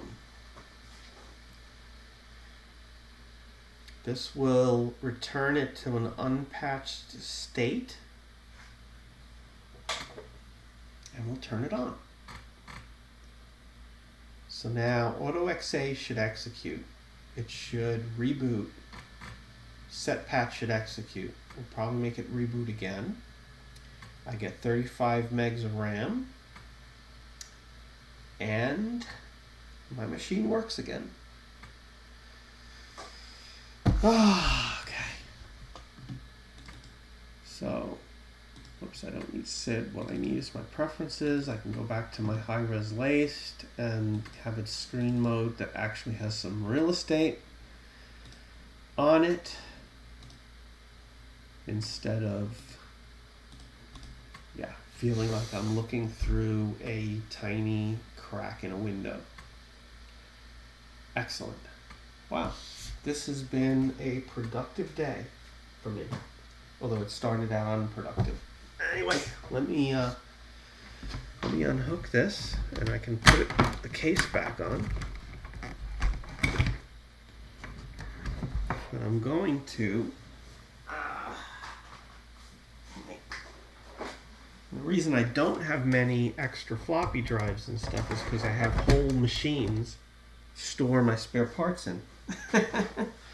This guy, this is a lovely machine right here. Let's grab this camera out here. Shake it around a bit. So this guy is, let's get to the camera. This is, of course, a 500. And of course it is, if you notice, it's got a chassis underneath it. Plugs into the side expansion right here. Has a floppy drive. So the second floppy. This thing requires its own power supply. Beauty of it is it also has Zorro slots in it.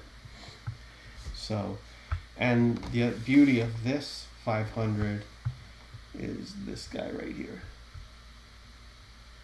The Commodore key. When Commodore tried to rebrand the Amiga a little bit and put the Commodore key back in like their 8-bit machines, and that of course didn't work too well because all the literature for all the software said hit the left Amiga, and when you change left Amiga to a Commodore key, it doesn't work quite as well. So the 500 and 2000 came out briefly with Commodore keys on the left, and then those switched back to Open Amiga. And so, like I said, I mean, I have, this is my spare floppy drive right here. I have, and I'm at a point where probably for a lot of, at least a few systems, if their floppy drive did go, much like what Bill did, I would just put a GoTech in, and not have to deal with it anymore. I have enough systems with floppies that I'm not starving for floppies. But this is another little project of mine. I have the power supply for this chassis. I have, of course, the power supply for the 500. I just am afraid to. I don't want to do it with this 500, so I'm waiting. That's the floppy cable. I don't remember what RAM board I have in this guy. So while I have it here, I might as well take a look. Oh, the standard Commodore. Let's see. Did I take the battery out of it? It's hard to tell. I hope so. Very hard to tell. It's hard to tell with this Commodore one because they put this shield over it. And they actually soldered the shield on some of them that's actually soldered in. While I'm here and thinking about it, let me see if I can get this guy open so I can check and make sure the battery is removed. Otherwise, at some point, I'm going to have a dead 512K RAM. Okay. Well, that opened up surprisingly easy.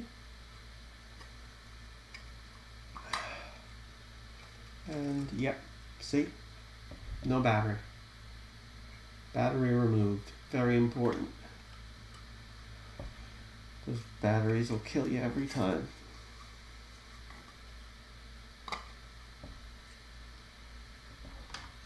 I mean, talk about over-engineering something. I mean, you have this tape on the edge here because of this huge metal shield that this thing has to sit in.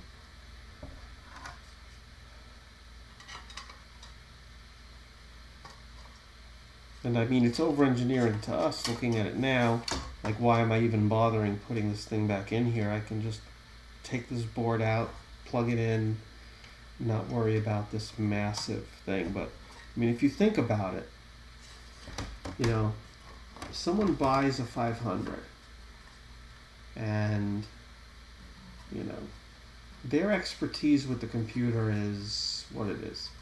And, you know, the machines come with about half the RAM that it was designed for. Because it's 512K instead of 1 meg, so it has only half the chip RAM. And you saw the problems I had with the machine with only chip RAM. Imagine if you had half.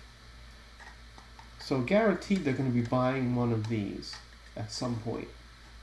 Now, do you sell them just a bare board that plugs in here, that maybe they screw it up? Or do you sell them this big, it's almost like just a cartridge. It's like an Atari 2600 cartridge. You just shove it in, close the door, and it's done. You know, for a basic user who doesn't know what they're doing.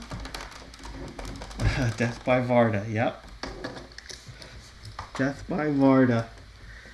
And that's why even, you know, when I had the 3000 open before, if you notice, the battery is removed, of course.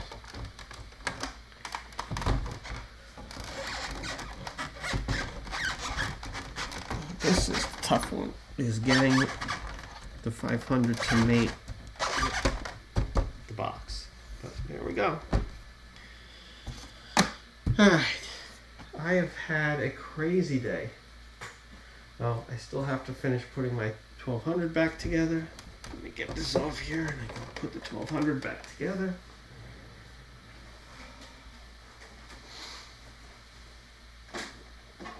Oh boy.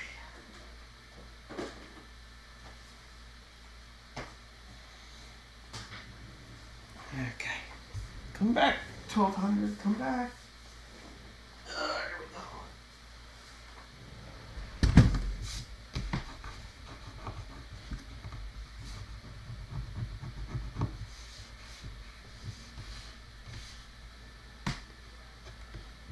There we are.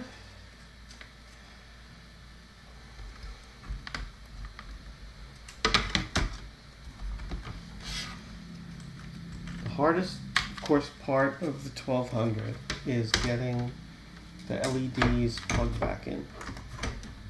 And this is because they feed through the keyboard. So you have the keyboard, you have the top, and you have this got to plug in all the way down here.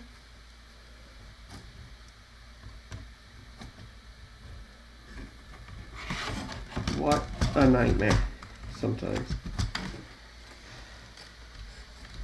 So there's the cables and the thing and this and that and the other thing. I mean, it's no wonder half of these cases have the pins and the screw holes all messed up. By the time you get this thing back together, you're about ready to check yourself into the Betty Ford Clinic.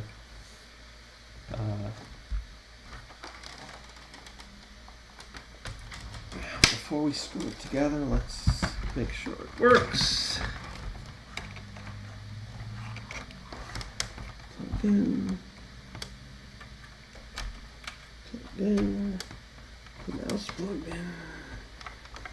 And the power switch on. Let's see. Of course, I go through all that to plug these in. Yeah. And then I don't plug the power into the machine. So of course, nothing's going to light up.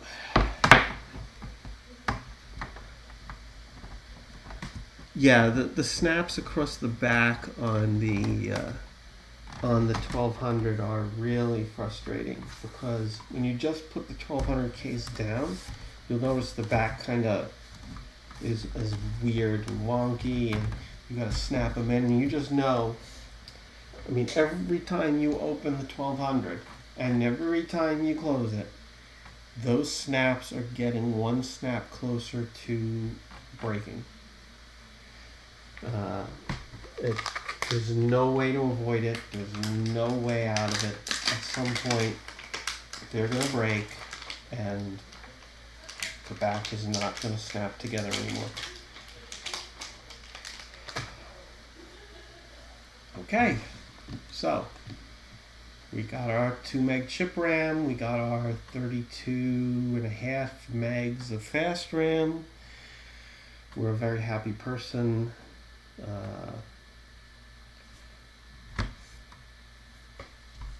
And we did not accomplish Amiga Unix. I'm believing I'm one step closer to having Unix on that machine. I just need to get another SCSI device to plug into the end of the chain, or order a new terminator, because this one, for whatever reason, is not terminating the chain properly. And I have to read up some more. I think, like the floppy cable, there's active and passive termination of SCSI, and it's possible that this is passive. It's possible that needs an active terminator. I'm gonna have to do a little more work to get that working. But either way, I'm very happy that I at least got my floppies right now onto compact flash. This compact flash, the way that they have EasyADF set up is this is FAT formatted, so a PC can read this in any card reader. So I'm going to be taking this, where is it? Plugging it into this USB card reader.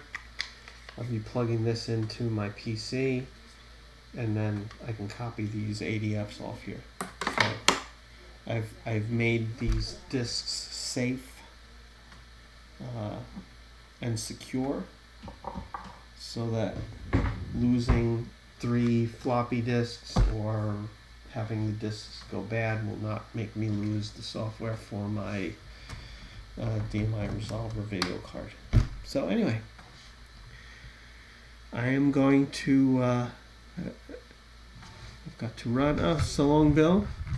I'm gonna call it quits today. I'm gonna get this room straightened up, and I will catch you folks on the next one.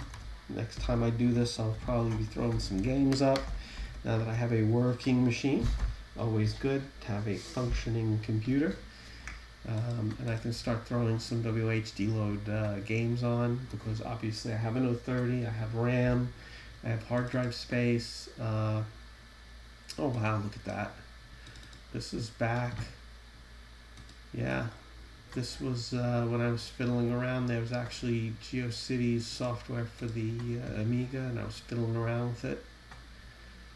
Stuff for the users group that I was fiddling around with, including the wow. Oh, this is just a copy of the floppy. This is the prompter software. And there's the original, DMS disc for it. Mind Eye, piece of hardware I actually have sitting in the closet. Maybe I'll show that to you guys. I think you guys probably haven't seen the Mind Eye. Very interesting little piece of hardware. I'm gonna break that out. That should be pretty cool. Plugs into the joystick port. Cool. Yeah, it's this thing. You don't use these machines so long. I don't remember what's on them. But let's see, entertainment. There's not much entertainment. We're gonna have to fill this folder up, I think. So this is only 8% full and entertainment is empty. That's not good. Not good at all. We have to fill that up. Of course, what I mostly used this for was my fun Vista Pro, Imagine, Brilliance. Those were 3 programs. Oh, Ad Pro. Yes, Ad Pro. DC TV. TV Paint when they released that for free. Oh, nice. Of course. There it is. See, notice words. There's only one program. Only one program. Only one thing you needed. The other thing, Final Writer. That was it. Final Writer. And where'd it go? Where'd it go? It'll drive me nuts. I wonder if its signs are missing. Just have to use Workbench for now. Let's see what happens. I gotta fix my Final Writer because that program I used to use that every day. Scala, of course, and Audio Master. Yeah. It's nice to have this machine running well again. Anyway, so long everybody. Thanks for watching me ramble and putter around like a psycho retro computer person and not get done what they wanted to get done when they started. But it's all good. Had some fun. Got a 1200 working again. And anytime I get any Amiga stuff working again is a good day. Take it easy. I'll see you next time. And we need to hit stop.